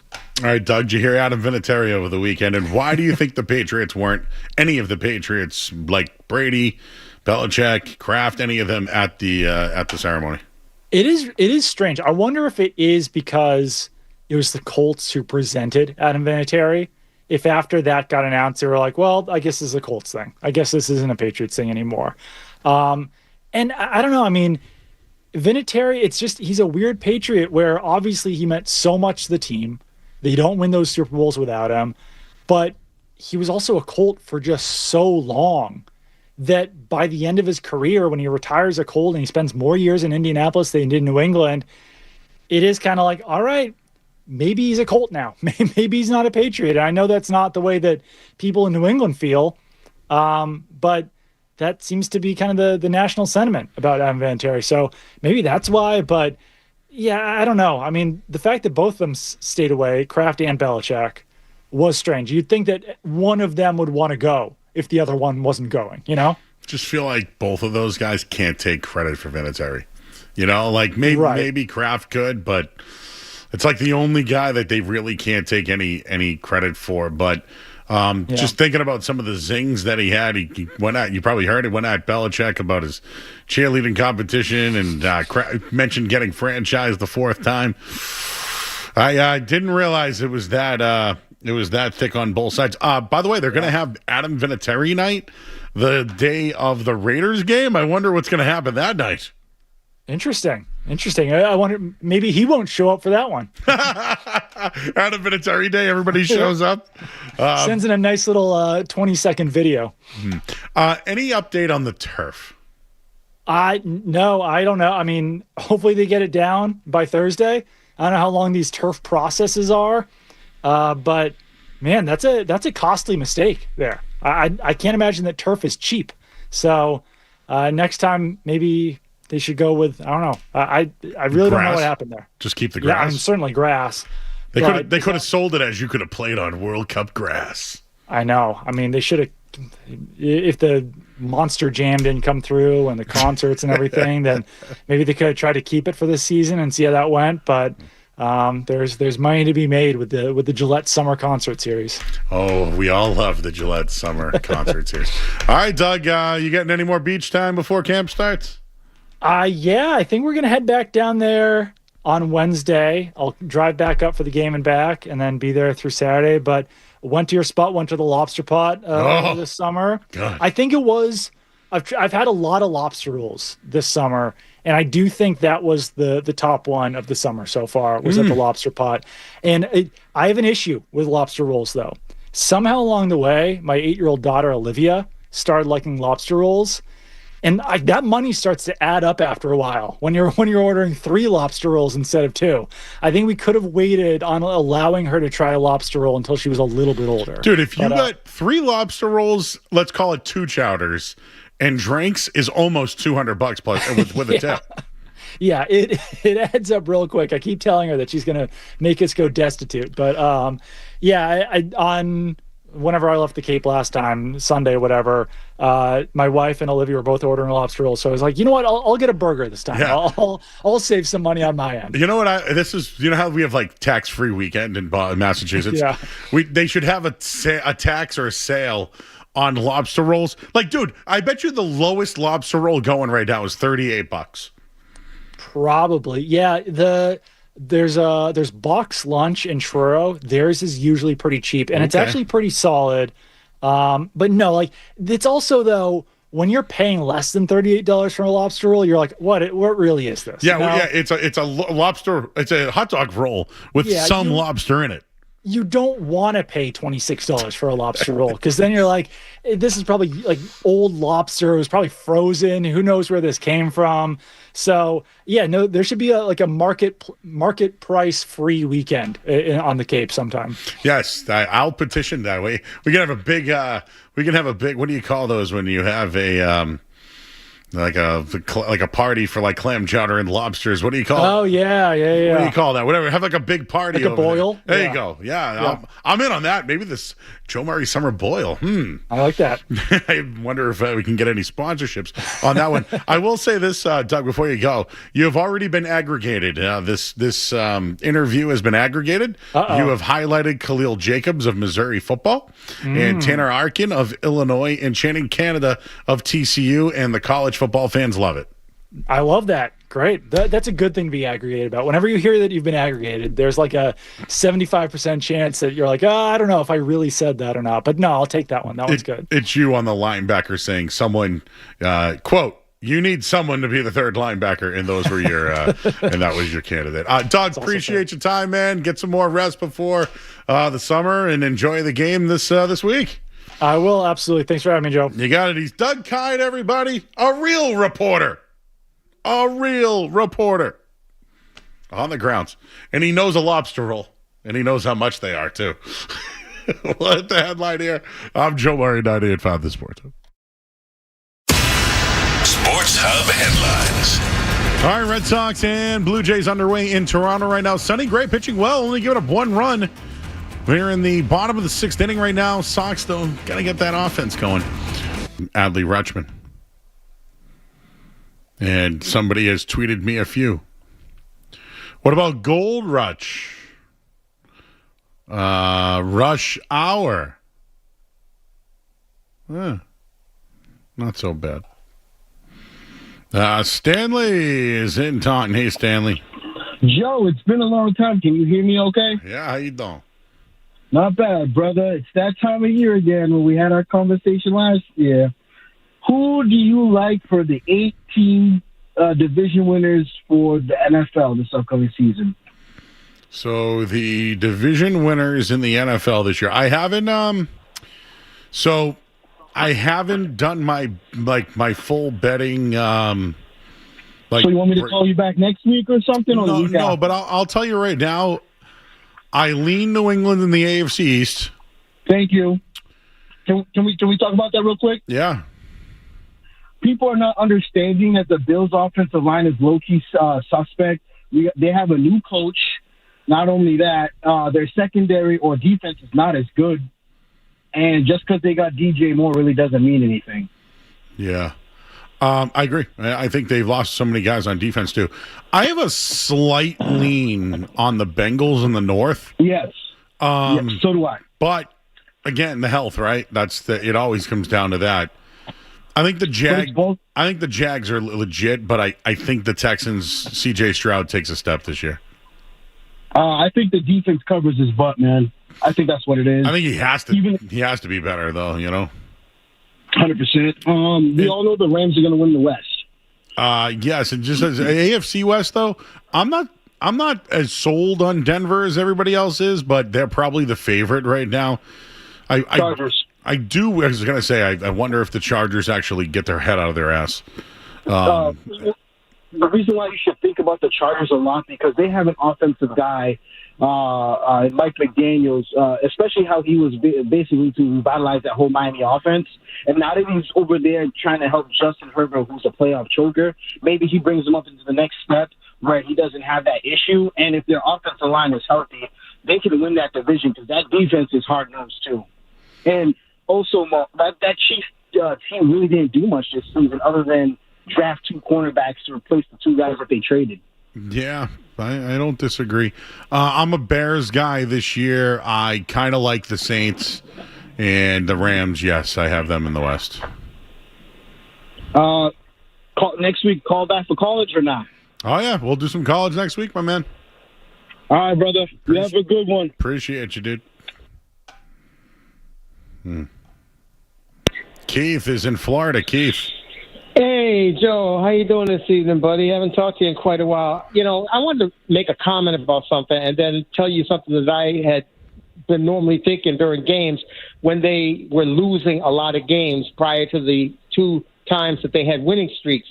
Lou Merlone made a comment a little while ago. I'm watching the Red Sox-Toronto game because I have the MLB TV, and he was making a comment a couple of innings ago saying that, hey, you know, the bats need to wake up. You know, their bats are asleep. They need to wake up. So I'm thinking to myself, wait a minute. And so I want to ask you if you've ever heard this before. Okay, so either your bats are waking up because you're sleeping or you're dead. Your bats are dead. The other thing is when they were losing a bunch of games prior to the winning streak starting, 30-something games ago, I used to have a saying where I used to be able to look at the game, and I've been following the team since I was 11 years old, so you're talking 54 years. So I used to be able to look at a game and say, in the 4th or 5th inning, I don't have a good feeling about this. I don't think we're going to win this baseball game. Well, I said it against the 2 games against the No City Ass, and now I'm saying it in this game against Toronto. Remember, they beat us twice the last time we played them. And Sonny Gray lost twice to them. And so I'm thinking to myself, I don't have a good feeling about this. This is in the 4th inning now when it was 0-0. I'm thinking we're not going to win this game. I don't have a good feeling. What's your thought about that? Well, they have been resilient. Let's at least give them that. But, Sonny Gray has done everything tonight that a number 2 starter would do, right? 6 innings, 4 strikeouts, 99 pitches. Like, that's a good night. But the bats are dead. They're dead. I think they are asleep more than they are dead right now. And do you think we're going to start going backwards now? Because here's the deal. Yeah. We set records in a positive way. We can't afford to set records going backwards. And here's another mistake I made the other night. I was talking to my oldest brother in Southern Cal a couple of nights ago, and I made the mistake, and I haven't done this in like 40-something years. I usually just say, just like Bill Belichick taught us all, right? One game at a time, right? Stop going, ahead of your skis. So I told him, I said, you know what, based upon the way this team is playing, first of all, I don't see how we lose another game. And number 2, I think we're going to the World Series because we swept too many great teams, to include the Dodgers. But I don't know. Did I make a mistake? No. Listen, the Red Sox are going to take a step back because they were on the greatest run ever. So, of course, they'd have to take a little bit of a step back. So, my only thing is tonight's a night where you want a guy to stop. And I appreciate your call, Keith. Tonight's the kind of night where you want that ace to stop a losing streak, right? I feel as though Sonny Gray has done everything that he can tonight.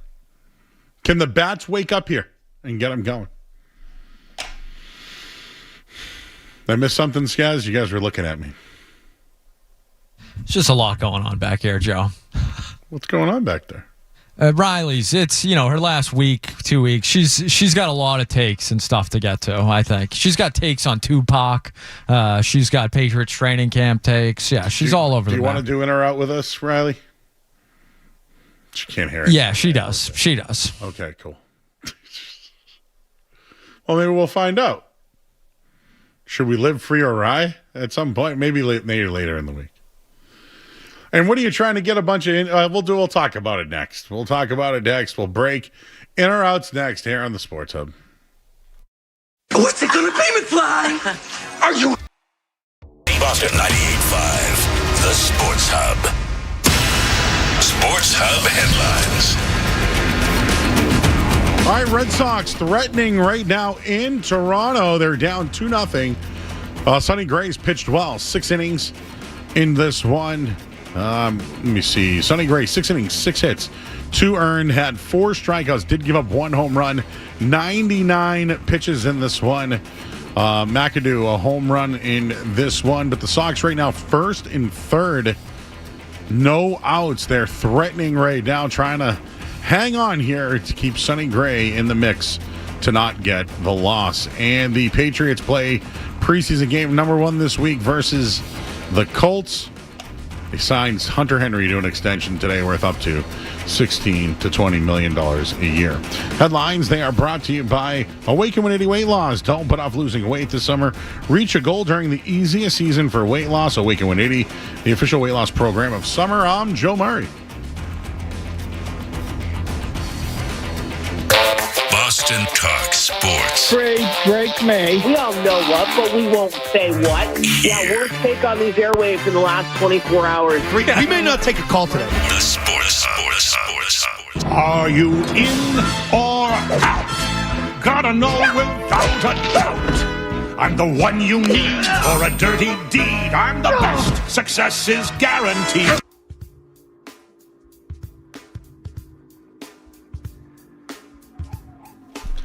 All right, back here on 98.5 The Sports Hub. It's in or out. Well, how about this one? We're out right now on what just happened in the Red Sox game because we don't know.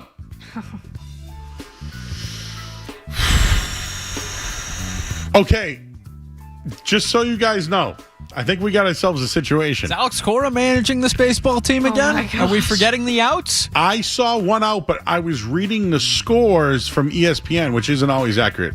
So there you go, Riley. That's a note. ESPN, they're the leader in whatever. They're behind. Okay. So I use Real Sports. Do you know Real Sports? There you go. There's another one. I love Real Sports. Just be careful. I saw one out. Whatever just happened there, I think somebody was confused on how many outs there were. The scoreboard, I think, said 2 outs. We'll be revisiting that one. I'm not exactly sure what happened. So you okay, yeah. Let's it looked like first and third, 1 out. Fly to center. You What the thought hell the guy happened? would have tagged and scored, and then the inning was over. So yeah, it's tough with no sound. And Nesson cuts to break faster than anything because you got to get every second of commercial you can in. You couldn't possibly keep a guest like Taylor Twellman on 5 minutes extra, you know? I mean, what are you going to do? It's true. I did not get a chance to see what happened there. We're just speculating on the radio. In or out on that one, though. Out on that. All right, Riley is here. Riley Marchand. Oh, whoa! Now they're arguing, dude. Now what's going on here? I don't know. The ump. I'm not a lip reader, but I think if we could rewind that, I screwed up was what it looked like he said. Oh, really? But I'm not entirely sure. But still 0 for the Red Sox, though. So yeah, we're still trying to figure out what the hell's going on. Oh, and it looks like a new pitcher too. In The Godfather too. I'm trying to find out what the hell's going on here. That's me. I watched it again last night. So. Oh, here's the replay. All right, so first and third, 1 out, simple pop fly to center field. Ceddanne Raphael is just running around the bases like it's nothing. He never tagged up, Joe. So there must have been 2 outs. Yeah, because why was he just walking? I want you to know I saw 1 out. I saw 1 out. I'm a viewer who's working right now. So again, I might be out of the mix a little bit here. I would like to blame somebody. They're still and why tagging? is Toronto upset about it, is my point. If the Sox got out of it with no runs, why is Toronto so mad?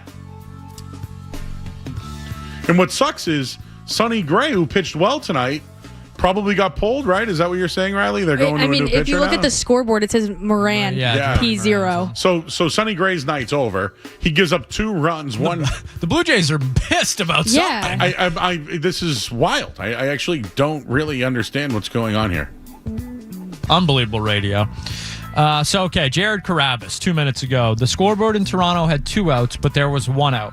Routine fly ball to center, and the Red Sox get doubled off to end the inning. Have to know how many outs there are. Brutal. You can't blame the scoreboard in Toronto. The Red Sox should know what's going on. Sogard, the Red Sox should know what's going on. Sogard, who was on third base at the time, walks home. Okay. So that's the out because he didn't tag up. Never goes back to the base. I believe whoever was on first, they actually got the force out there because he didn't tag up either. So everyone who was on the bases thought there was 2 outs. Okay, just so you know, the scoreboard, I know.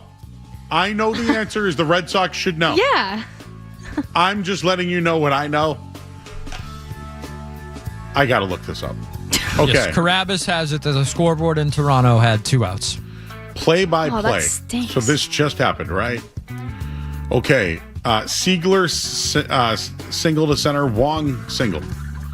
Sogard hit into a fielder's choice. 1 out. Rafaela flied in. Dude, there was 1 out. Yeah, it was the hit to the first baseman who made the diving play. So because they thought there was 2 outs, they both overran the bag, which essentially They just didn't stay on the bag at all. Rafaela got 2 outs, and then they just doubled up whoever. And we was on could have the gotten a run there too. What the heck? base. Yes, Riley. The Red Sox could have. Yeah, they're still talking too. Yikes. The Red Sox should have known on the basis that there was 1 out. I mean, they're showing Sogard is just couldn't be more out to left field. Like, no idea what's going on. They're laughing. These two, the catcher and the pitcher. I don't think they realize either, though, Joe. They come because they celebrate as if that's the 3rd out, and then they go, oh, wait, throw it to first base. The scoreboard was wrong. But, dude, you have to know.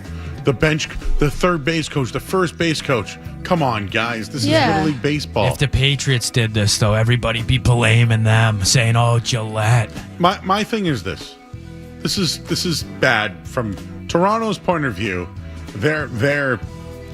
The Red Sox should have known. How about some adversity, boys? You've been flying high for the last 40 games. You lost 2 out of 3. Here we go. You got. I don't want to say they got boned. You got hosed a little bit, but you got to know. Absolutely. So now, what do you do with it?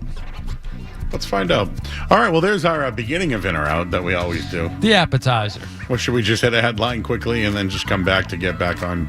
We don't have a headline. We have a break if you want, but we can take this a little longer if you'd like. We already did the headline, Joe. Okay, cool. Let's start here in the NFL. Monday night edition of In or Out, August 10th. National Lazy Day, I believe, today. New in 2026, the NFL will allow head coaches to designate a member of their sideline staff to throw the red challenge flag. Teams must inform officials before the game if someone else has been designated. Previously, only the head coach could initiate a replay. Are we in or out on the NFL allowing a designated member to throw the red challenge flag? Does that mean the coach can't throw it during that game? Like if he picked Josh McDaniels to throw the flag, can Mike Vrabel not throw it at all anymore that game? Is that what you're saying? It's like one person? I think so. I think that's what they're saying. The way that look, they're trying to. Are we challenging it? The baseball game. Can you challenge this? I actually have no clue, dude. My only thing is if you do challenge it, it would be 2 outs. Still be 2 outs. I know, but would we get our runners back on first and third? I have no clue. But listen, Skaz, to answer your question, Riley, if they designate Josh McDaniels, he would have to be the guy who throws the flag. Okay. I'm out.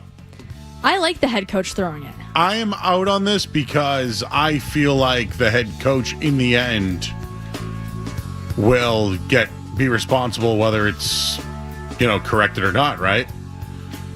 And here's the other thing. You want to take any power away from a coach? No. Yeah. I don't like it. Why? Why is this getting... Guys, why change something that works? There's no real reason for it. I think it's just the NFL doing NFL things. Maybe head coaches want something off their plate. Maybe it's something the coaches asked for. They have a guy in mind that's already on the staff that said this is kind of their job already. That would be kind of my only guess. Apparently what's happening now in the Red Sox game, just to give you a quick update, is the Red Sox and Blue Jays were both arguing. The Red Sox are arguing that run should count regardless because Sogard touched home before they forced the out at first. You're right. So that's what they're kind of... It should be 2-1 out of the inning. But didn't he not tag up? But that's they haven't appealed it yet. They haven't even appealed it. All right, this is great. This is great for the radio. Yeah. Well, no, you're right. He never tagged up, but the run scored.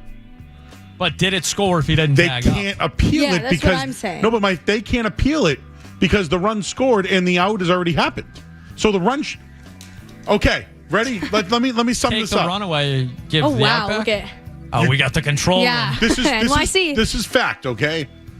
First and third, 1 out. out in center field. There's now 2 outs. The run scored from third, which means it counts. But they threw out Rafaela at second. So what I'm trying to say is Rafaela doesn't need to be out or safe for that run to score. Do you get what I mean? Yeah, but I'm still confused of the tagging up. So he doesn't need to? They can't appeal it because they already got the out to end the inning and the run already scored. Oh. So that's probably what they're looking at right now. But they would have to appeal it. The problem is they can't appeal it because they already got 3 outs. What an S show. So this is baseball. In a way, the Red Sox were at fault for not knowing how many outs there were. I know that Toronto screwed this thing up. Yeah, whoever was working. The inning should be over. It should be 2-1 Toronto. If we were down on the playground, this is what we would agree to, right? Right? We're not at the playground. Nope. Yeah, I can't What's believe they're Milliken still looking saying? at Let's check on old friend Milliken. Let's see what he's up to. So was the out? Here's the deal: was the out at second before he scored or not? Someone in our chat is trying to tell me no. I thought he scored before the out. Before they got the ball in, yeah. Chris Cotillo says the umpires, as 2 minutes ago, are conferring with New York for a rules check. So nobody has any idea what the hell's going on. I'm out on having a designated flag thrower, all right? Yeah. We agree on that? Yeah. Imagine if they're like, yeah, we designated this guy, but they're like, no, you didn't. No, you didn't. When they really did. And screw that one up. Yeah. Just gives them another chance to screw it up. I'm out. Look at these. No. This is the most hilarious thing. 10+ minutes this has been going on. Really? Live time, 10+ minutes this has been going on. Between Siegler, Sogard, and Durbin, I don't even know if they know what's going on right now. The umps screwed up, man. Hogdale checking in. This league blows. All right, so I would like to take ownership for the Red Sox for screwing up, not knowing how many outs. That's I'm not letting the Red Sox off the hook. Okay, we're all down with that. Yes. Toronto royally screwed this thing up. Their scoreboard screwed it up. The umps screwed it up. This should be a 2-1 game. This should be a 2-1 game, and the inning's over. By the way, 2-1 inning over. Play ball. Instead, we have 2-0. And a Play 10-minute break. Oh, look at Oh, they're protesting. They're leaving the They're going to field. protest. Oh my. Yes, give us a protest. Oh, protest. Protest. Love this. And now the fans are going to throw something on the field. You watch. Here, it's Kevin Cash, former Red Sox catcher right here. This is great. We have all night for this. That's not Kevin Cash. Wait, who is that? No, Kevin Cash is the coach of the Rays. Who's this guy? Sorry. Gibbons? The hell? I can't remember anyone's name anymore. John Schneider. Schneider, what? How many former managers was I? You were all around the AL East, though. You were all around it. It's one of those damn catchers. One of them. What was it again? Uber Lazy Day? I believe it's National Lazy Day. National Lazy Day. Even the scoreboard operators are in on it. Oh, my God. National Lazy Day in Toronto. Zing. This is the longest break I've ever seen to check a rule. Everyone knows they screwed up. The Red Sox knew that they screwed up. The Toronto scoreboard screwed up, which essentially is the Blue Jays. Yeah. And the umps screwed up. Do you think this is a fireable offense? No, I think you can protest the game is what I think you can do. Okay. Oh, Schneider's getting tossed. This guy's got no chance. That poor scoreboard. And it's not even his fault. No. I'm sorry for those listening on the radio that have no clue what's going on right now. How do you think the scoreboard operators handle That's what this? I'm saying. That poor scoreboard operator. I think you got to just That's get what up I and leave. You just leave. Is it a fireable offense? Well, I don't know. I mean, I guess if we had the interns running the scoreboard at Fenway, would that be a problem?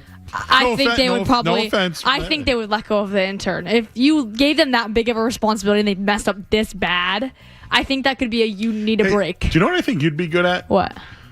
You should be like a ball attendant at the games. I've heard that's really hard to get though. Like I feel like you would run after the ball. All the Yeah. balls. Oh, I totally would. Would you do it? Yeah. Would you get a glove and everything? Of course. Would you wear a mask? Yeah, I'd do anything. That'd be awesome to sit on the field and catch balls. Okay. What about Batgirl? Maybe. I like the one where you like catch the hits better. Or the foul balls.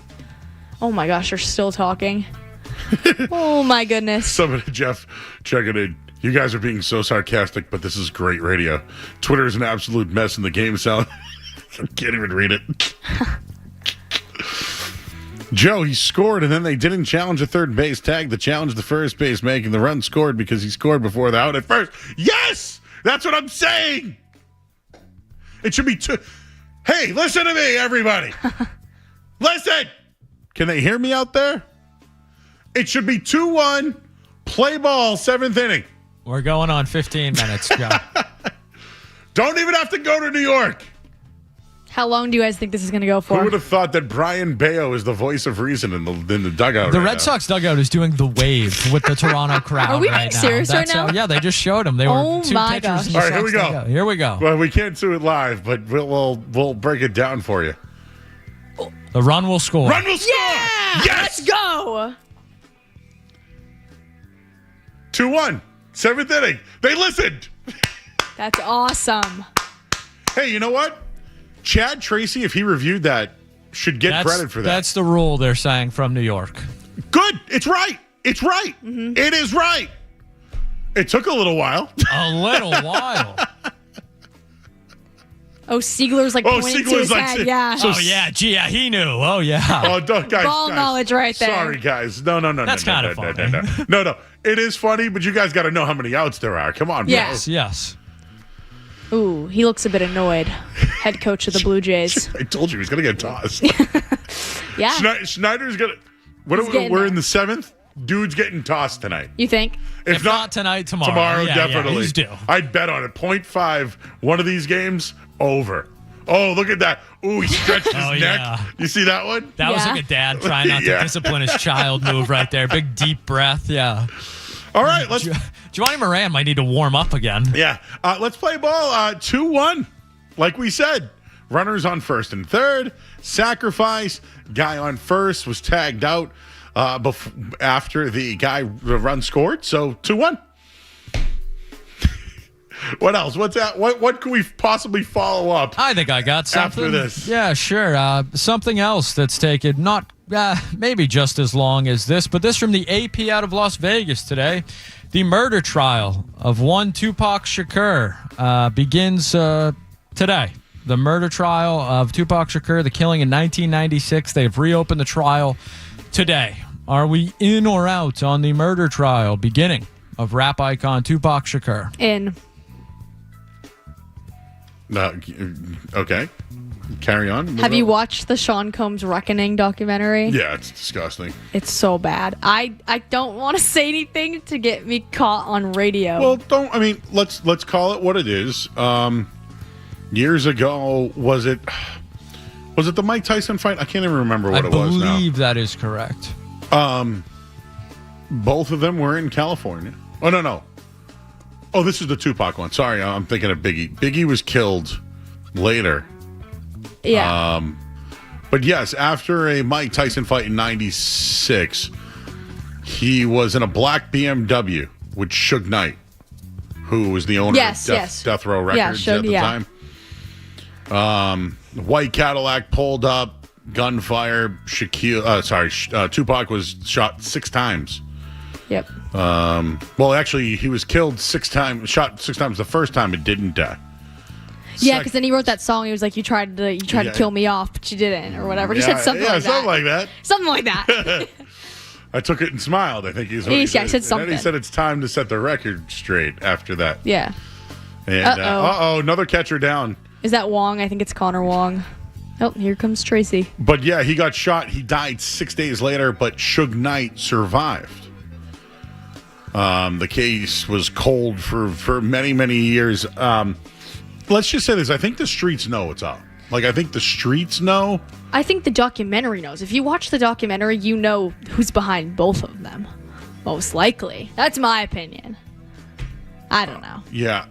Baby Lane is the guy that I've always heard was the main suspect of it. Really? Orlando Anderson is the name that I've... Riley wants to blame Diddy. Why are we putting this on me? I'm going to get found now. I mean, not for nothing, but... I just think he probably had his hands in the whole hitman thing. Like, from watching the documentary. Riley, from watching the documentary, Diddy had so many connections. Yeah, that's what I'm saying. Such a anger streak. Yeah. That I bet you he probably was involved in both deaths. Yeah, that's what I'm saying. Yeah. Mm-hmm. Joe, does it surprise you that the youth is still interested in the deaths of Tupac and Biggie? We're 30 years ago, right? That's what I'm saying, yeah. But they're like icons, Tupac and Biggie. Like, their story is so interesting. Because Diddy drove them apart. No. Yes. They were best friends, and then he made Biggie like write the diss track on Tupac. No. What? Watch the documentary and tell me I'm wrong. I have. Joe lived it, right? Yes. So, no. Tupac and Biggie were friends, but they were friends, but no. Tupac became famous from being in a group called Digital Underground. They sang the song "The Humpty Dance." Do you remember that? No. The Humpty Dance. You've never heard the Humpty Dance before?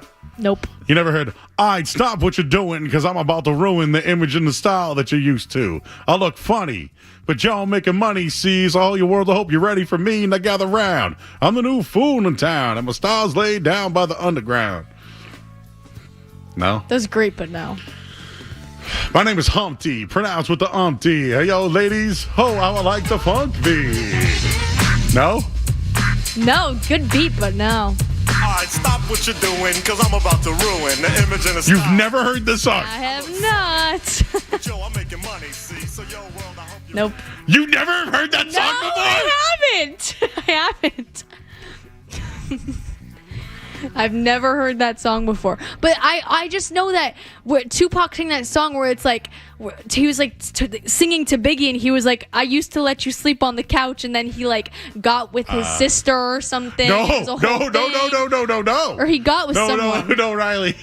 I love this. Riley talks early, 90s. I think we got something on our hands here, Joe. What's that song called? Riley Goes Down, Rap History Lane. Are we talking about Take Money?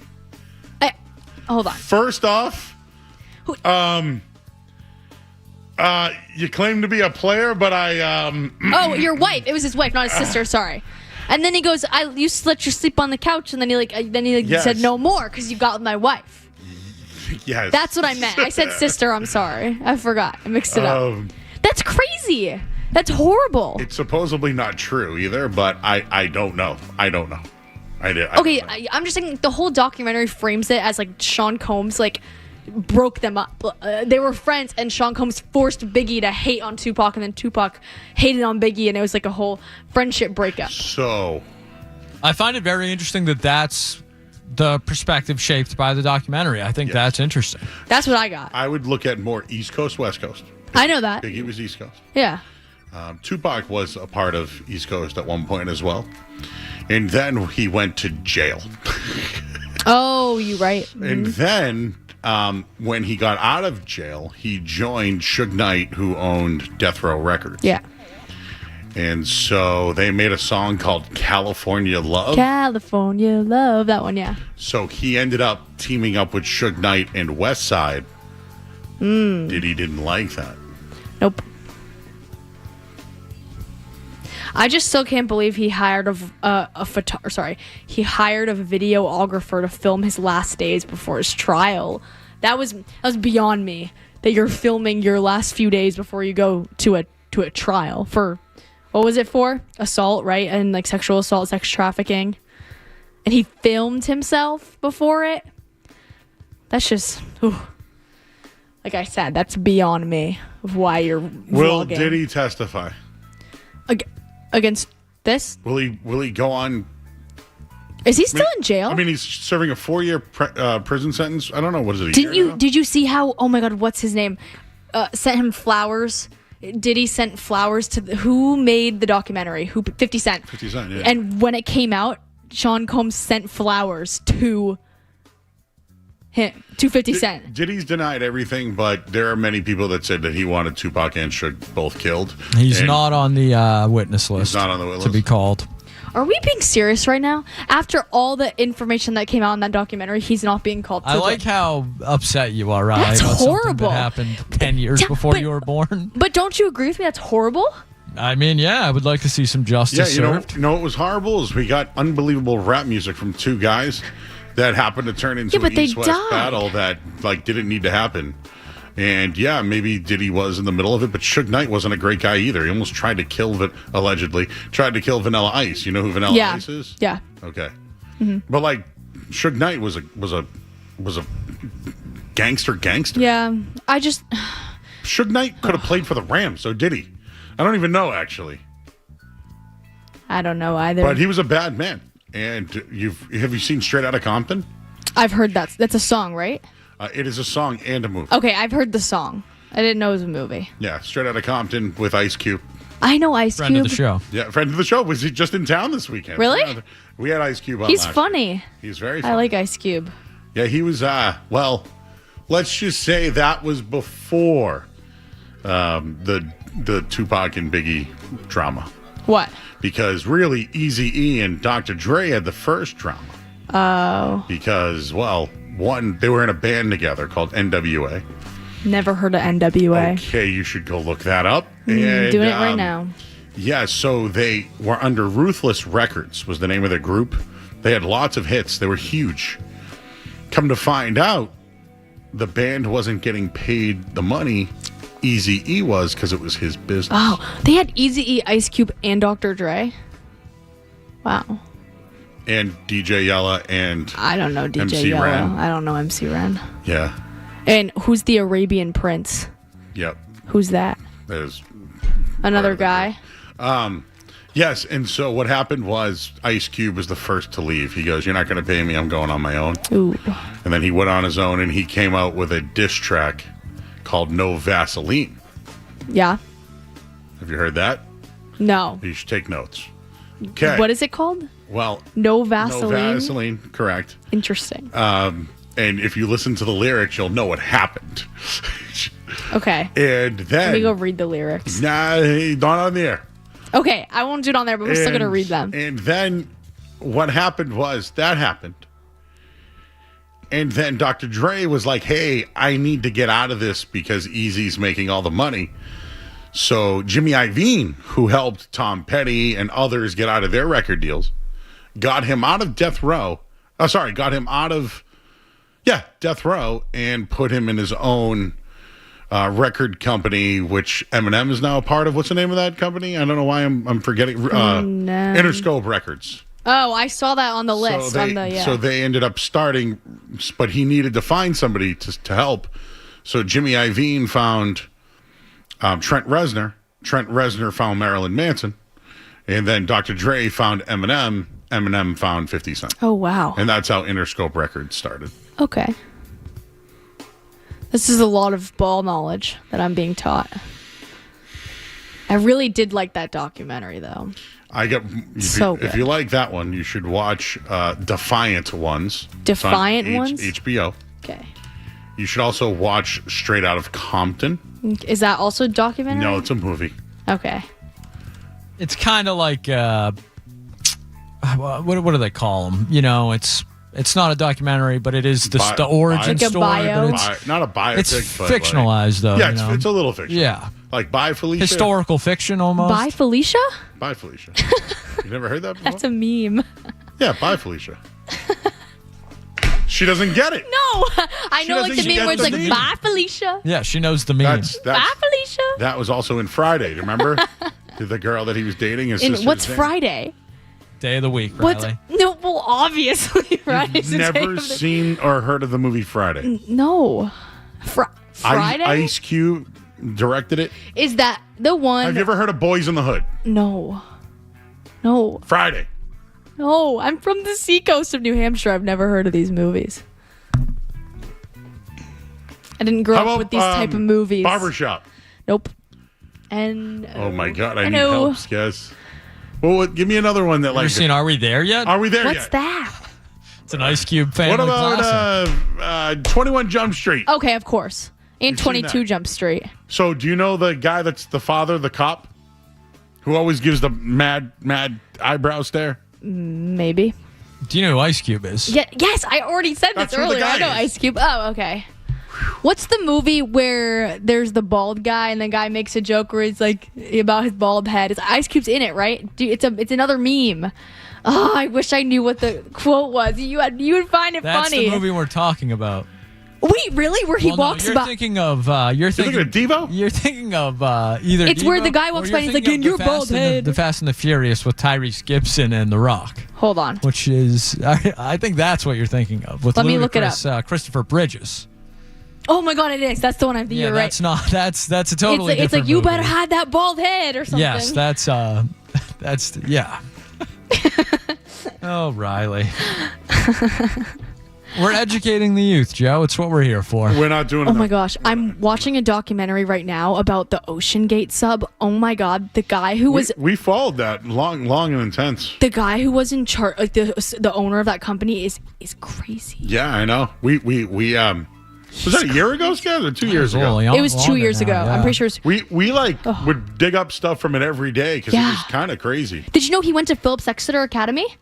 Did not know that. 10 minutes from my house. That's where Mark Zuckerberg went. Wow. Yeah. He's in the news too. Oh gosh, yeah. But it's actually crazy, the documentary. I can't do it. It's just, I don't know. People are just nuts. Everyone in our chat goes, "Is the bald guy she's talking about Debo?" It's not. It was not, no. But Debo is in Friday. Riley took us on. That was the Riley cul-de-sac right there. Should I start singing Minion for the radio viewers? Yeah, Riley's been doing a lot of Minion karaoke back here tonight. It's been a hell of a night. Yep.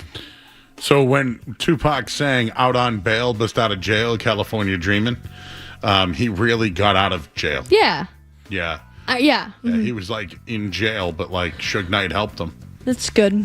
Somewhat. So they Because became Tupac's a good close. singer. He's a great singer, great actor. He was Handsome guy. Handsome man.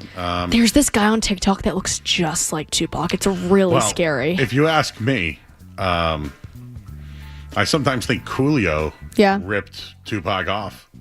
Some people don't like that, but How so? he'd always be like, "How can they reach me?"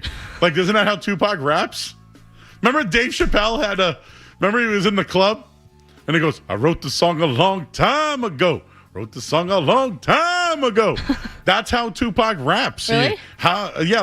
Tupac always had like, I'm trying to like think of a clean song from Tupac. I can't do it right now. Yeah. It just- That's a tough one to do. So you kids, you have a lot of learning to do on this one, Yeah. I think. Because even though you saw the documentary, Diddy was not for nothing. He was what? I'm trying to be respectful here for a guy who I shouldn't be respectful for. Diddy was a producer who was given Biggie. Yeah. He Yeah. worked for some other guy. And he was just like, I don't want you here threw anymore. a concert that people died at. Oh, at the gym. At the gym. Yeah. And they were like, "Hey, man, we really like you. We don't want this to ruin your career. Why don't you go on your own? But here's the deal. We'll give you Biggie." Yeah. And he took Biggie to the next level, and he did. But I think Biggie would have went to the next level without Diddy. So that's my own opinion on that. But Diddy was, an egomaniac and a narcissist and controlled people. And I feel so bad for his had assistant. TV shows, and, he built a band on MTV and, like, destroyed these people and, like, gaslit the crap out of people. Mm-hmm. He was a bad human. Yeah. But, he worked with some of the best, though. J-Lo had a great run with him. Mariah Carey had a great run with him. 112 was there were a lot of bands or groups that worked really well with Diddy, but Diddy would put you on the map and he'd make you money, but he'd also destroy you along the way. Mm-hmm. I mean, he's whatever. Yeah. Did you see the Drake video with his goth girl? No. It's so bad. She asked him to bark and he did. So bad. That's not good for your persona, for that to be out in the world. Joe, your intern's right. Combs set Tupac up at 94. Tupac then blamed Biggie by association. He most definitely had a plan orchestrating their beef. I never said no. I never said no. I just don't think it's the way you think it is. Okay. The documentary strung me the wrong way then. Tupac got shot. He got shot meeting at Biggie's recording studio. So I thought it was outside a party that Diddy was throwing. that was a different one. So okay. When they went upstairs, they came downstairs. This was the first and they one. got shot. Yeah, this was the first one, right? Yes. He didn't but die. The thing is that of course Tupac thought Biggie had something to do with it because he was coming to see Biggie. So he got shot where Biggie was. Oh, I never thought Biggie had anything to do with it, but I could see that. No, Biggie really didn't have anything Yeah, to do with it. no. He was just there. I just can't believe the whole story about how Biggie told Diddy that he wanted to go to London.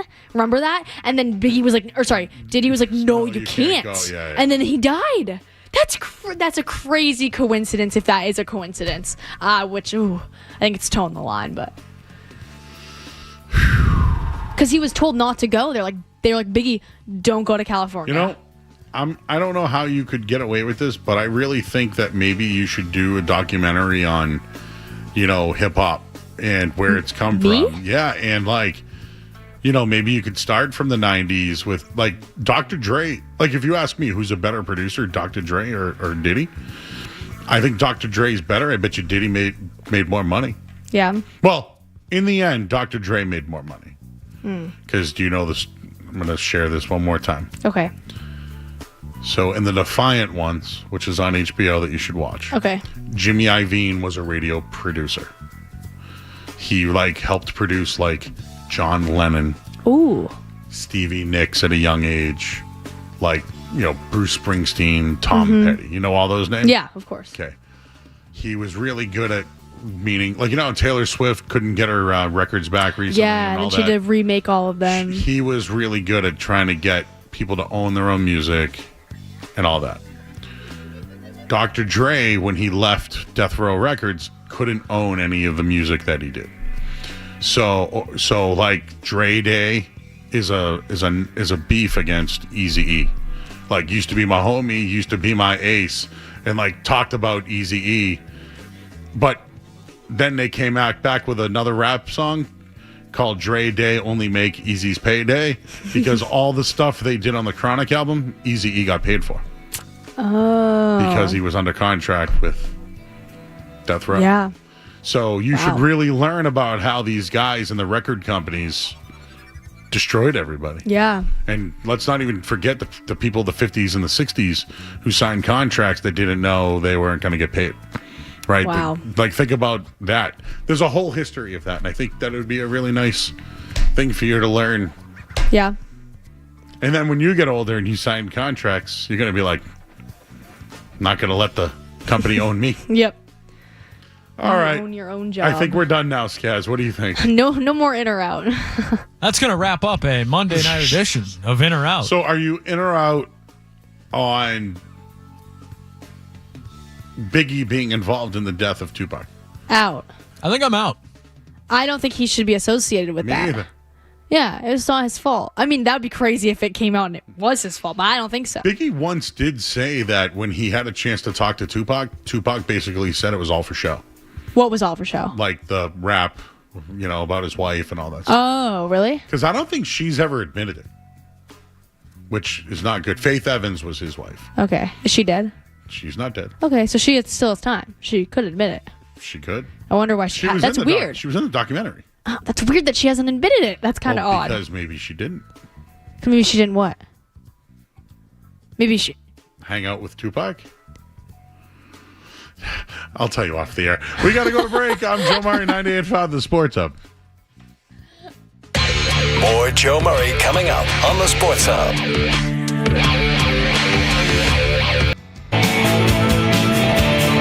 All right, back here on 98.5. 2-1 Toronto, 2 outs, runner on third, 2 outs, Red Sox at the plate. Nick Solgaard at the plate.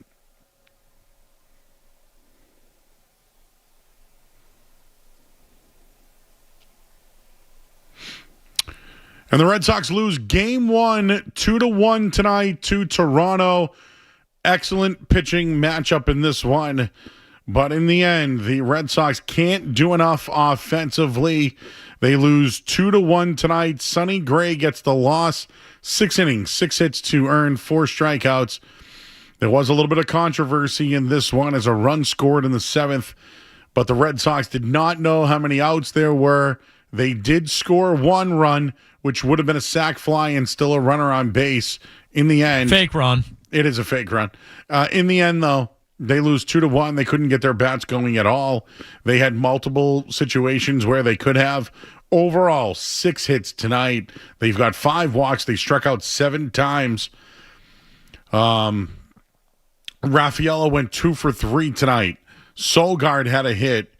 The rest of the offense, Duran had a hit late. Siegler had a hit in this one and scored a run. And Connor Wong had a hit. The rest of their lineup, middle of the lineup tonight, Abreu, Contreras, Yoshida, Ofer, and Durbin, Ofer. They can't hit right now, and when they don't score over 4 runs, they lose. It's as simple as that. They got another good pitching performance tonight. They got talent out of the game, or is it Tyon? I don't know how you say it. But Varland, that dude out of the bullpen, was pretty good tonight. I got to tell you, he got his 25th save of the year. The Red Sox have now lost 3 in a row, everyone. And in the 3 games that they lost, they've scored less than 4 runs in all of them. They got a good pitching performance tonight, and this guy's considered an ace. He's supposed to stop losing streaks. I don't blame him tonight. Yeah, he gave up a home run, but to give you 6 innings and only 2 earned, had 4 strikeouts, the bat's got to be better. Now losing 3 in a row. Guess who they see tomorrow night? See that? Is that the leading Cy Young candidate, Joe? Dylan Cease. Red Sox lose 2-1. There are some concerns. Rob Parker was right, Joe. There are concerns. I'll say this. Wilson Contreras did have a walk, which, again, if you bet it, you hit it. I don't think something isn't right with their middle of the lineup, and maybe Adley Rutschman gets activated tomorrow and helps out. You went on the road tonight. You're 64-54 on the year. That's a tough one. I think you had the pitching matchup tonight. You lost. You've now lost 3 in a row. This was one that you didn't want to lose, but Dylan Cease tomorrow, Max Scherzer on Wednesday, and then they play a day game at 3 o'clock this Thursday. So your thoughts on the Red Sox and their loss tonight, and what the hell happened in the 7th inning? Your thoughts at 617-779-0985. We'll take a break. We'll skip the musings. We'll get right into it. Your thoughts on what happened tonight in Toronto. This hour of the sports was brought to you by Valvoline and Oil Change. Enjoy quick and convenient vehicle maintenance this month. Visit NewEnglandOilChange.com. You can save 15% off your next drive through oil change at Valvoline and Oil Change, the official oil change of busy people.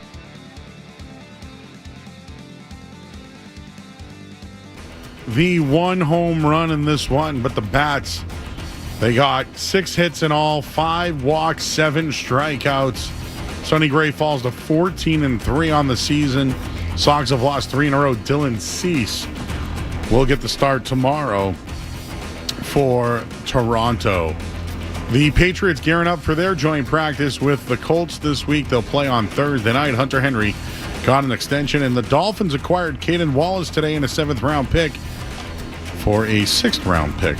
Headlines, they are brought to you by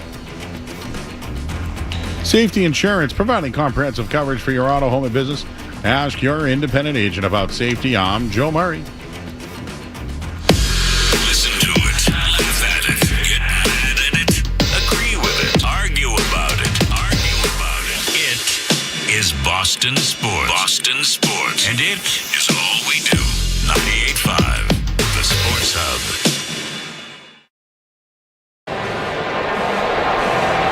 All right,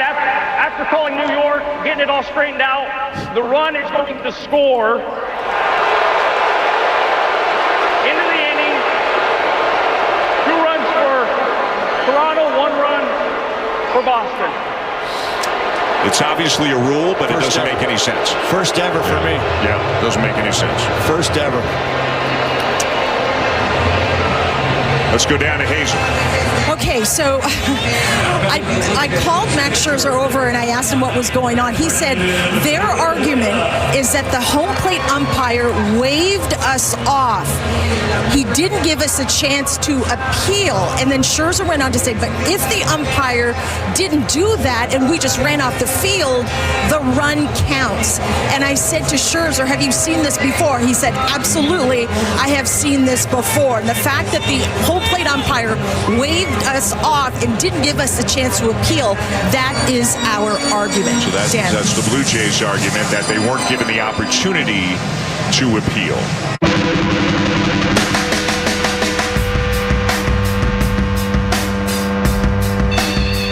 All right, back here on the Sports Up. That's what happened in the 7th inning tonight. Sounds like it was Dan Schulman, and that was Hazel May. Yes, that is Dan Schulman. Joe Seidel, I believe, is the color guy there. And yes, old friend Hazel May. Yeah, I wanted to give that is obviously the Toronto perspective there. So everybody kind of confused, except for Max Scherzer, apparently. Yeah. So Skaz, I hate to take it back to Little League in high school, but I've seen. Please, Parkway, baby. I've seen this. Again, the stuff that I played 25 years ago isn't the same as now, right? There's a lot that's changed.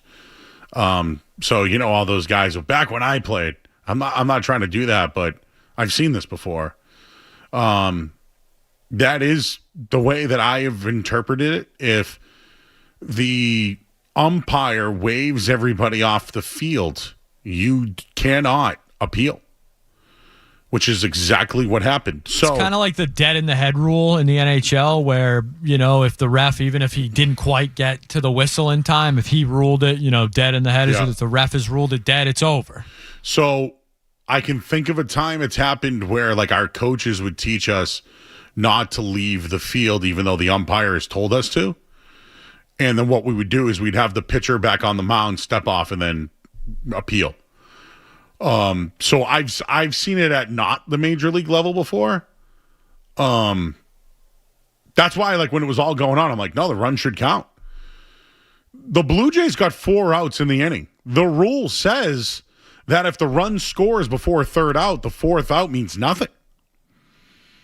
So so here's the deal. If the umpire never called the players off the field, they could have stepped off the mound, threw it to 3rd, and the run would have never scored because he never tagged up, right? So the run scored, and he never tagged up, and he didn't know the outs.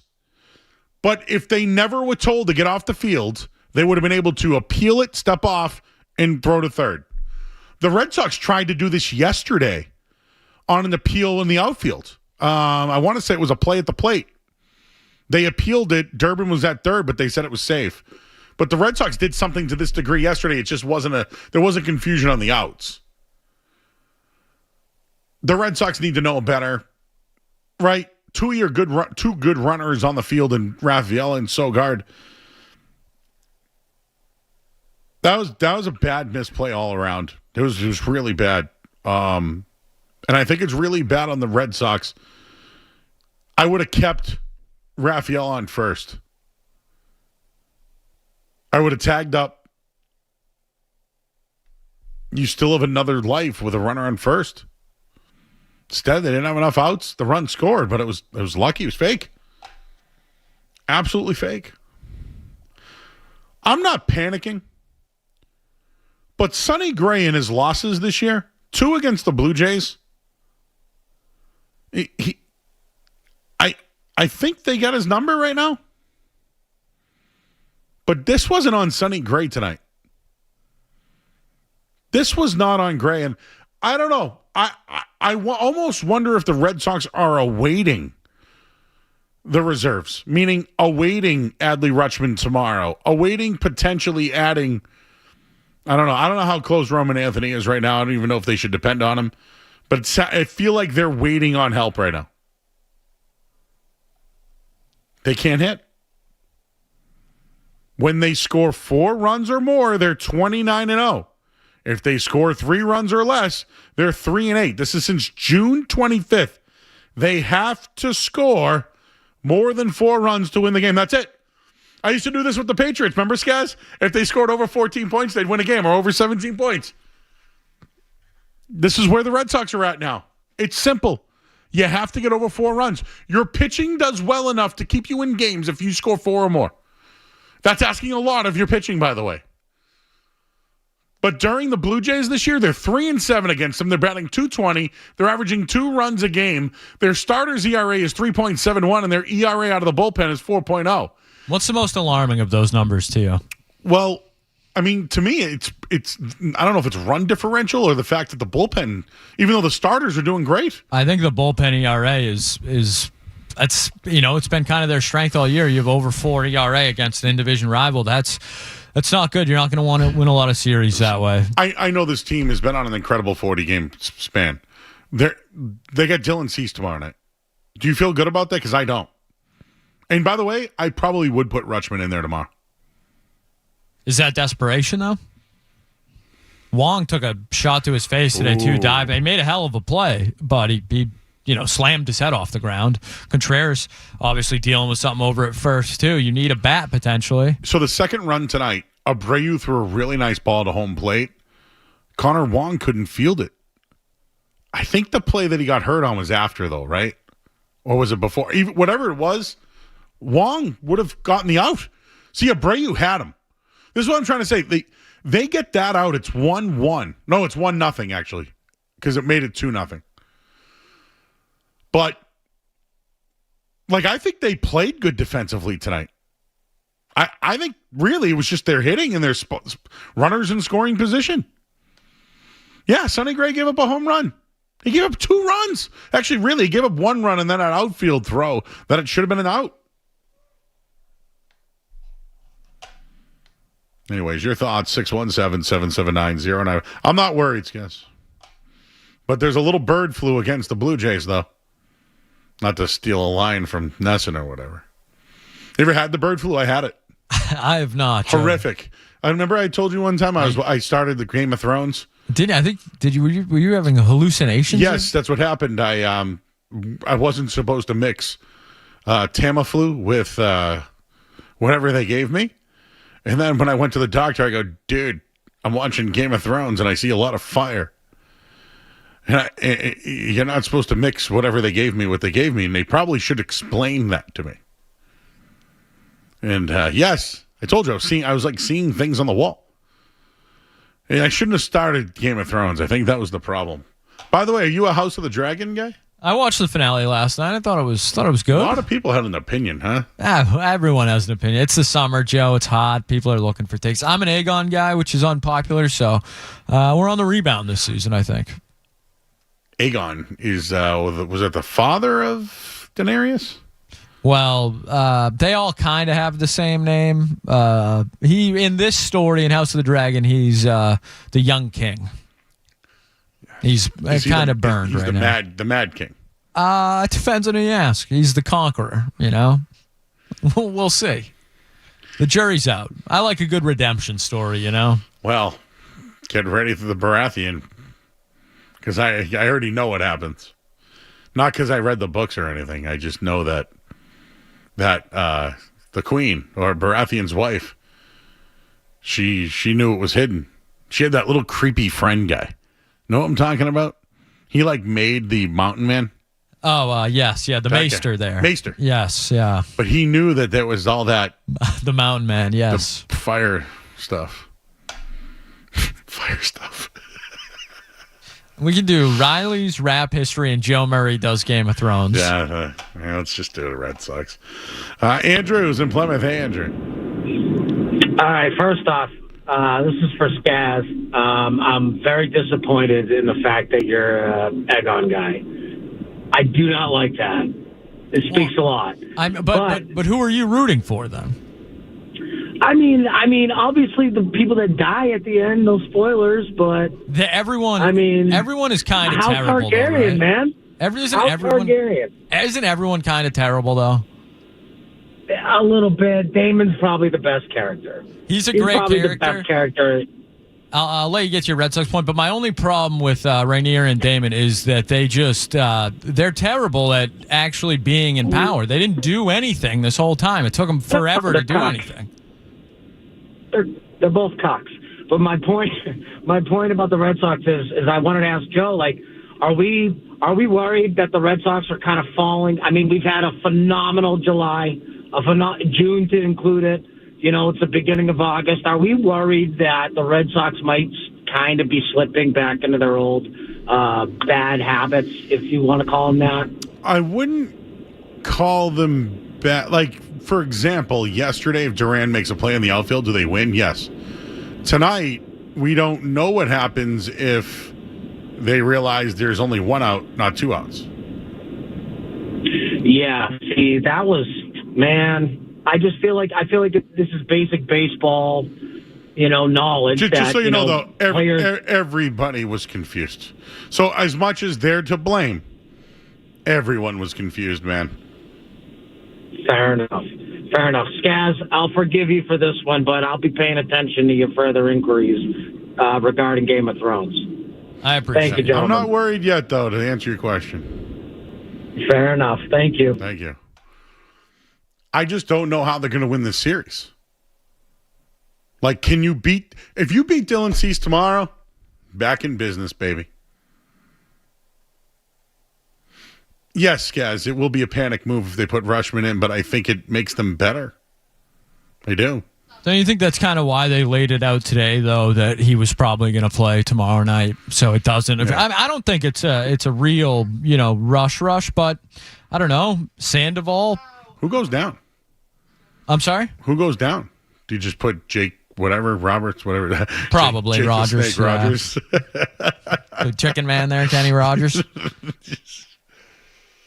I don't know if you need an extra pitcher, right? So the other thing is, what about Sogard, Siegler, one of these guys with options? Do you just kind of... Yeah, I don't know. Rogers is older. I don't know how many options he even has. I don't, yeah. I bet you Wong's beat up right now, though. And tonight he took that hit, but I wouldn't be surprised if he's... Catcher Jake Rogers has 0 minor league options remaining. Yep. They'll probably send that dude that they brought up with him on the road trip. I forget his name. There's an extra pitcher that they brought up. They'll probably just send him down. That White Sox game, by the way, the one where they went into extra innings, they're starting to feel it now. Like, that was a game of the year. It was great. But, think about it. Durbin's had a day off. He's dealing with the finger. Abreu had the day off. He's dealing with a shin. Yoshida's been sick. Contreras has been dealing with all sorts of symptoms. Are you going to give... Oh, they gave Rafael, I guess, a day off yesterday with Eli White out there. They gave Monasterio the day off. What a bad at-bat tonight by him. If you're going to have... I know he's batting .400 in his last 20 games. Punt him over. This is how you win. That's your identity. If they made the out at home, I'd tip my cap. I think I get it, and I agree, but I think was it Louis Varland? Is that his name, the closer there? That's a tough guy to send out, and you're cold. He throws so fast. I think Monasterio almost has to swing the bat. You know how there. people say spin rate? That guy's the spin rate king. Yeah, he's good. Oh, he was nasty. What a catch by Wong, huh? He hit his head hard, too, so I wonder, he'll probably get the day off. And that's the clay or dirt? I don't even know what you call that. It's not real dirt. Man, what a play. Dawn's in Cava. Dawn. Hi, Joe. I'm afraid that I'm going to sound like a Yahoo that's overreacting, but the Terminator to me looks a little like he's going for the fences on every pitch now, that he's had a taste of the big time, and I don't like his batting stance now. The bat is up over his head, tilted, resting almost on the ear of the flap. So he takes this windmill swing, which he didn't do beforehand, and which some of these young players do I saw Kyle Yastrzemski do it when he was young. And when they straighten out finally and don't try to hit the home runs every time, then they're okay again. But I think he's going through one of those phases. That's it for me, Joe. I know he's got the finger thing going, but this is beyond that. This is his batting stance as far as the bat above the helmet and almost parallel when he has it right before the pitch comes to the ground. Yeah, he's got so he has to do a windmill swing. I was going to say he's got a little bit of a pull in him. Where, like, for a guy that's so small, he shouldn't be a pull hitter, you know?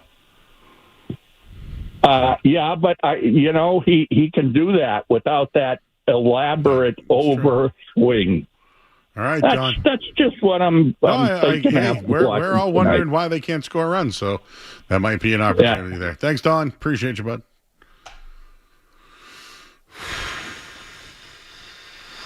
That big sigh was me watching that play. So Willier had that guy at the plate. How did they not complete that play? I don't understand. I'm sure Nesson gave you a good replay of it, right? I haven't seen it in a little while. Maybe it's on their Twitter account. Yeah, it's probably on 360. You know what a great product that is. Soxon too. It's great. Great. Mark in Littleton. Hey, Mark. Hey, how you doing, guys? How you doing? Good. Didn't know. Was there a change? I thought I was talking to Joe Murray. This is Joe Murray. Oh, it is Joe. Yeah, you're right. All right. So you were talking about what's going on with you right now. All right, my friend. Listen, you were talking about NWA earlier. Yeah. Now, who is the person that was talking with you about NWA and didn't have any clue? That is intern Riley, who just turned 20 years old. Okay, fair enough. I'll give her the pass on that one, but I got to tell you, you seem to be like probably around the same age as me, so everything about NWA and that genre of music, you're right in there with. So is there any chance that you could play maybe just a snippet of an edited version of it so you can let her listen to it? We can try. I've found. What about Boys in the Hood? What about Boys in the Hood, Skaz? You think we can find a clean version of that? Listen, you're the DJ. You do your thing. I'm going to leave it up to you. Okay? All right, Mark. And as far as the Red Sox goes, everybody's talking about this. They're talking about their swings and everything else, and I appreciate that. I've been around here long enough to know that they're giving it everything they're given, and they're really trying their hardest. But I'm going to tell you right now, in my heart of hearts, they've already burned themselves back out. All right. They've burned it back out. Oh, it is Joe Murray. There I am. What the hell was going on at the beginning of that call? First time caller, it said, too. You never heard Boys in the Hood, huh? Woke up quick at about noon. Just thought that I had to be in Compton soon. I got to get drunk before the day begins, before my mama starts yelling about my friends. No. Cruising down the street in my 6'4". Oh, my God. See, she knows the song. Oh, my God. Yes. She was quick on that one. Yes. Good thing her mic was down. That's the line. That's the line. Cruising down the street in my 6'4". Went to the park to get the scoop. Knuckleheads out there cold shooting some hoop. Just like the Red Sox tonight. I feel like we have a small win tonight. A small win right there that she knew cruising down the street in my 6'4". 6'4" Impala, just so you know.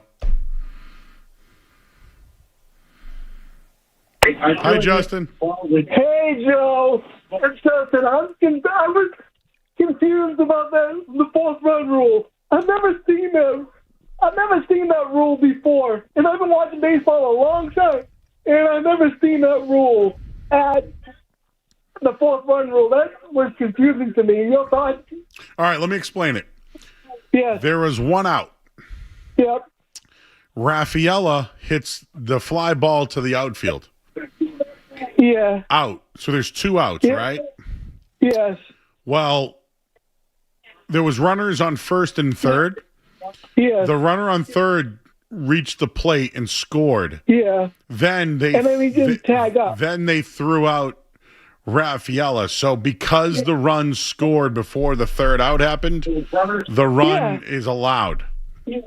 All right. But what they were complaining about was they got everybody off the field. If they kept the guys on the field, they could have appealed that the guy on third base never tagged up. Yeah. Yes. And I was sitting here for like 15 minutes trying to figure it out myself, Joe. I watched a lot of baseball, and that's the first time I've ever seen that. Yeah, but if it really worked out, it would have been a fly ball to the outfield. Yeah. And then Sogard would have scored from third. Raffaella probably would still be on first because they'd probably throw to the cutoff man. Yeah. And then they'd have on the broadcast that on the scoreboard it said 2 outs. So I was trying to kind of wrap my head around that. Yeah. So basically the Red Sox in the end, because they didn't know how many outs there were, they lost the chance with a runner on base. Right. And that really hurt them. Yeah, that did. I'm excited though for the Patriots. Did you happen to see my video, Joe? I haven't yet, but I did talk to Tom Giles. Yeah. Big fan of yours. So it's up on the website if you want to take a look at it. It's up on the website. All right, buddy. I'll take a look at it on my ride home tonight. All right, thanks, Joe. You got it, buddy. Take care. Bye-bye. Bye-bye. Still confused, I think, about what's going on, but I think I know what's going on. Anyways, let's go to break. Are we late? Oh, we are. Okay. Well, why don't we take a break? I'm Joe Murray. Joe Murray. Red Sox lose tonight 2-1. It's not great that they've lost 3 in a row. I'll say that. Not great. Specifically 2 against the A's. Today, you had a chance, and you lost. The reason why you lost? No hitting, your defense, and being unaware of how many outs there were. Those are the criteria, or at least some of the things we were critical about when it came to the Red Sox that weren't the hottest team in baseball. So it is unfortunate that some things still pop up. But I think you can hide some of those mistakes when you score over 4 runs a game, which I think is their biggest problem right now. So Chad Tracy, after tonight's game, announced that Adley Rutschman will join the team tomorrow. Skaz asked early, panic move. I don't know if it's a panic move, but I think it was part of what they thought. Hey, let's trade for him. We'll get him back in less than a week. He'll do a rehab start. He'll travel on the road. But I think they need him in the lineup. Just A, for his probably just who Adley Rutschman is. B, I think if you put him in the 5 spot, it protects Durbin, I think, at 6, and it protects Contreras at 4. So I think Contreras probably needs that, and I think Durbin probably needs that. The other thing they can do is they can move around Wilyer Abreu if they have to against lefties or whatever. Panic move, no, but it seems like a move that they're doing to try to get their offense back on track. I don't know, Scott, you see him over the weekend? He looked pretty good. Again, it was in Worcester, but I think they need Adley Rutschman. They signed him for a reason, and tonight I thought that Sonny Gray did enough to stop the losing streak. I think Adley Rutschman can help in the lineup just by making the lineup a little longer, I guess. Yeah, and I think the difference is if you asked me, like before the game yesterday, you say they lose again Monday, Adley Rutschman's up Tuesday, I'd say that's a little early. But, as we mentioned, 10, 15 minutes ago, that they were kind of, leading this trail of breadcrumbs, from, I would say, yesterday afternoon into today. And then obviously today it seemed, pretty certain that he was going to make his start tomorrow. So I don't think it's a panic move. I certainly think, the question should be asked, but they do need him. And I just wonder if that's kind of the problem with the Red Sox as of late is that they need these guys so desperately. Like, they're going to need Roman Anthony. They need these guys. They're not in a position where they can afford for even the slightest hiccup on a night like tonight. Like, that's why people wanted them to do more, I think. That's why, someone would say they needed another starter, they needed more in the bullpen, all that stuff. And look, they gave up a lot for Rutschman, but now you're in that spot because of what you gave up and because of how good this team has been down the stretch that you do need him to step up to push you forward into this playoff race. Well, more into the race. They need Adley Rutschman to be who Adley Rutschman is. They don't need him to be the guy that was the number 1 overall pick who had to carry a franchise. They don't need that. They need a guy that can hit 5th in the lineup, be a switch hitter, and play good defense. You don't need him to be the Adley Rutschman with all the pressure of a franchise. Be Adley Rutschman. That's an upgrade over Connor Wong and whatever else you have out there. You also need him to be somewhat of a guy that's feared in the lineup to go long. I think he instantly upgrades the lineup. But so I'll say this, a 3-game losing streak's not great, but if you don't mind, they've lost all 3 of these games, Skaz, with the tying run on base in the 9th inning. So, is that a good thing or a bad thing? It's bad. Runners in scoring positions, a problem. It's good. Hitting home runs is a problem. It's good that you're getting them there, but let's get them home. Yep. And tonight, I think Tracy's been great. He's the favorite to be coach of the year, manager of the year. That Monasterio at bat, I would have pushed it down the first base line and tried to tie the game. Because then you lean on your bullpen, right? Which is the strength, you would say? Maybe, right? The strength of the team? You had that game needed to go longer tonight for them to win. They couldn't win that game at 9 innings tonight. And I'll tell you tomorrow, if they don't score first, they don't hit, if in the boxing you don't cut the guy first. You know their record when they score first is insane. They play so well with a lead. I think that's been one of their problems of late. Runners in scoring position. It's now 3 straight games. They didn't homer tonight, right? 3 straight games without a home run. That's something else we should mention, too, is the starting pitcher in this game for the Toronto Blue Jays was Jameson Taillon, I believe. He's pitched 80 innings this year. He's allowed 26 home runs going into this game. He had an ERA north of 5, I believe. They got absolutely nothing off of him. He's a guy who served up meatballs the entire season. 26 home runs in 80 innings is a pretty good clip if you're a batter. So, and they got absolutely nothing off him. So I don't know if it was the approach or what it was, but yeah, the bats have started to go quiet a little bit here. And it's not like they were facing Cease tonight, and now you're going to get them tomorrow night. They've lost 3 games in a row and still have a 6-game cushion in the wild card. If they can, I don't know if I'll be honest with you, the way they're playing right now, they're probably not going to beat Dylan Cease tomorrow. But I think it would be a real, badge of honor if you can rack him tomorrow. And when I say rack him, can you hit him and score and get the lead early? If you get the lead early and he shuts you down the rest of the game, you use your bullpen to win. I'll be interested in the approach tomorrow because, like you said, it felt like there was an opportunity for them to bunt and play a little small ball tonight. Tomorrow feels like a game where they're going to have to do that, and I'll be interested in the approach, especially early on against Cease. Would you bat Rutschman 5th? So, Abreu, is Contreras in the lineup? So I think he would be 4th. I think Abreu is a 5-hitter. He's been pretty good in the 3-hole. But I think to protect him long term, he's probably a 5-hitter. Could you?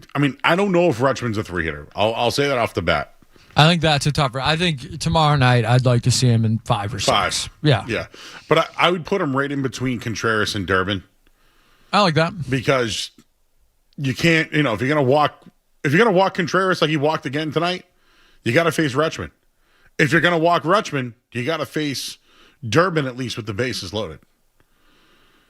I think it makes everybody better. I really do. I think they, it's not like the power hitter that I thought would protect everybody else in the lineup, but you can't go left or right with Rutschman at 5, right? Because he's a switch hitter. Tomorrow's Patrick Sandoval versus Dylan Cease. I bet you Toronto's minus 250 tomorrow. Do we have that bet yet? I'm looking it up now. I would say Toronto is over 200 favorite. See if I can get that. The other thing is, have we gotten an update on Roman Anthony? Here we go. Sneeze. Ready? Bless you. Did you hear that through the screen? I got a little of it. I don't know if the audience did. I hope so. Did people not want me talking about Roman Anthony? Is that what just happened there? I mentioned Roman Anthony's name, and I just get the power of sneezes. The sniffies, Joe. They're contagious, I mentioned his name, and I can't talk about it. Could he be going on an assignment soon, Skaz? I have not heard anything. But I have heard that potentially Trevor Story could be soon. Oh, cue up the duck boats if Trevor Story's coming back. I'm not even sure I want Trevor Story to come back at this point, but it feels like with the way guys are starting to go down a little bit, you've been asking a lot out of this platoon that they're going to be forced in a situation where they're probably going to need to lean on Trevor Story for some defense at the very least down the stretch. I know you don't want to hear that, Joe, but you're seeing Wong get beat up, Siegler, Monasterio, so good. You're asking a lot out of these guys who aren't used to playing, these kind of major league innings. So I don't want Trevor Story back, really, but that's what the Red Sox have forced us into is they're competing. They need all the bodies they can get. You're going to have call-ups coming up in, 3 weeks and expanded roster. I don't even know how much that works anymore. How many guys can you have up? The other thing, just to add to that story, I'm a Franklin Arias guy. Christian Campbell's been hitting a bunch lately, too. I heard he was player of the month. Is that correct? Yeah. I don't know where he'd play, by the way. Like, if you brought Christian Campbell up, where would you play him? Would you play him in the field? He's playing right field right now. Could he play left field? I don't know. I actually don't know. But since their offense is struggling, don't you want to try to throw guys into the lineup that might give them a spark? Or at least can? I might be asking a lot trying to get Christian Campbell up. The Franklin Arias thing, just to bring this to maybe the future, if he is on the 40-man roster at the end of the season and there's a lockout, he can't go to the facility. So something to keep an eye on when it comes to Arias is that if they do bring him up or they do put him on the 40-man roster, if they're in a lockout, he cannot go to the facility. By the way, did you see Mikey Ramiro went 6 for 6 the other day? My guy? Yeah, Woo Sox record, Joe. I have a Mikey Ramiro rookie card autograph that I've been saving. It's I tucked it away. It had to go up after that. 6 for 6. Last time I looked, it was worth $11. I should look tomorrow to see. When Bam Adebayo scored that 81 points, the amount of Bam Adebayo cards I saw that went up that day. Dylan Cease, Patrick Sandoval tomorrow. Yeah, I'm waiting to give you the line on that. My bad. It can't be good. Let's see. Here it is. I'm hoping that tomorrow they don't get disgraced again. Wow. Toronto minus 150 tomorrow. Seems a little light to me. What is the Red Sox team total tomorrow?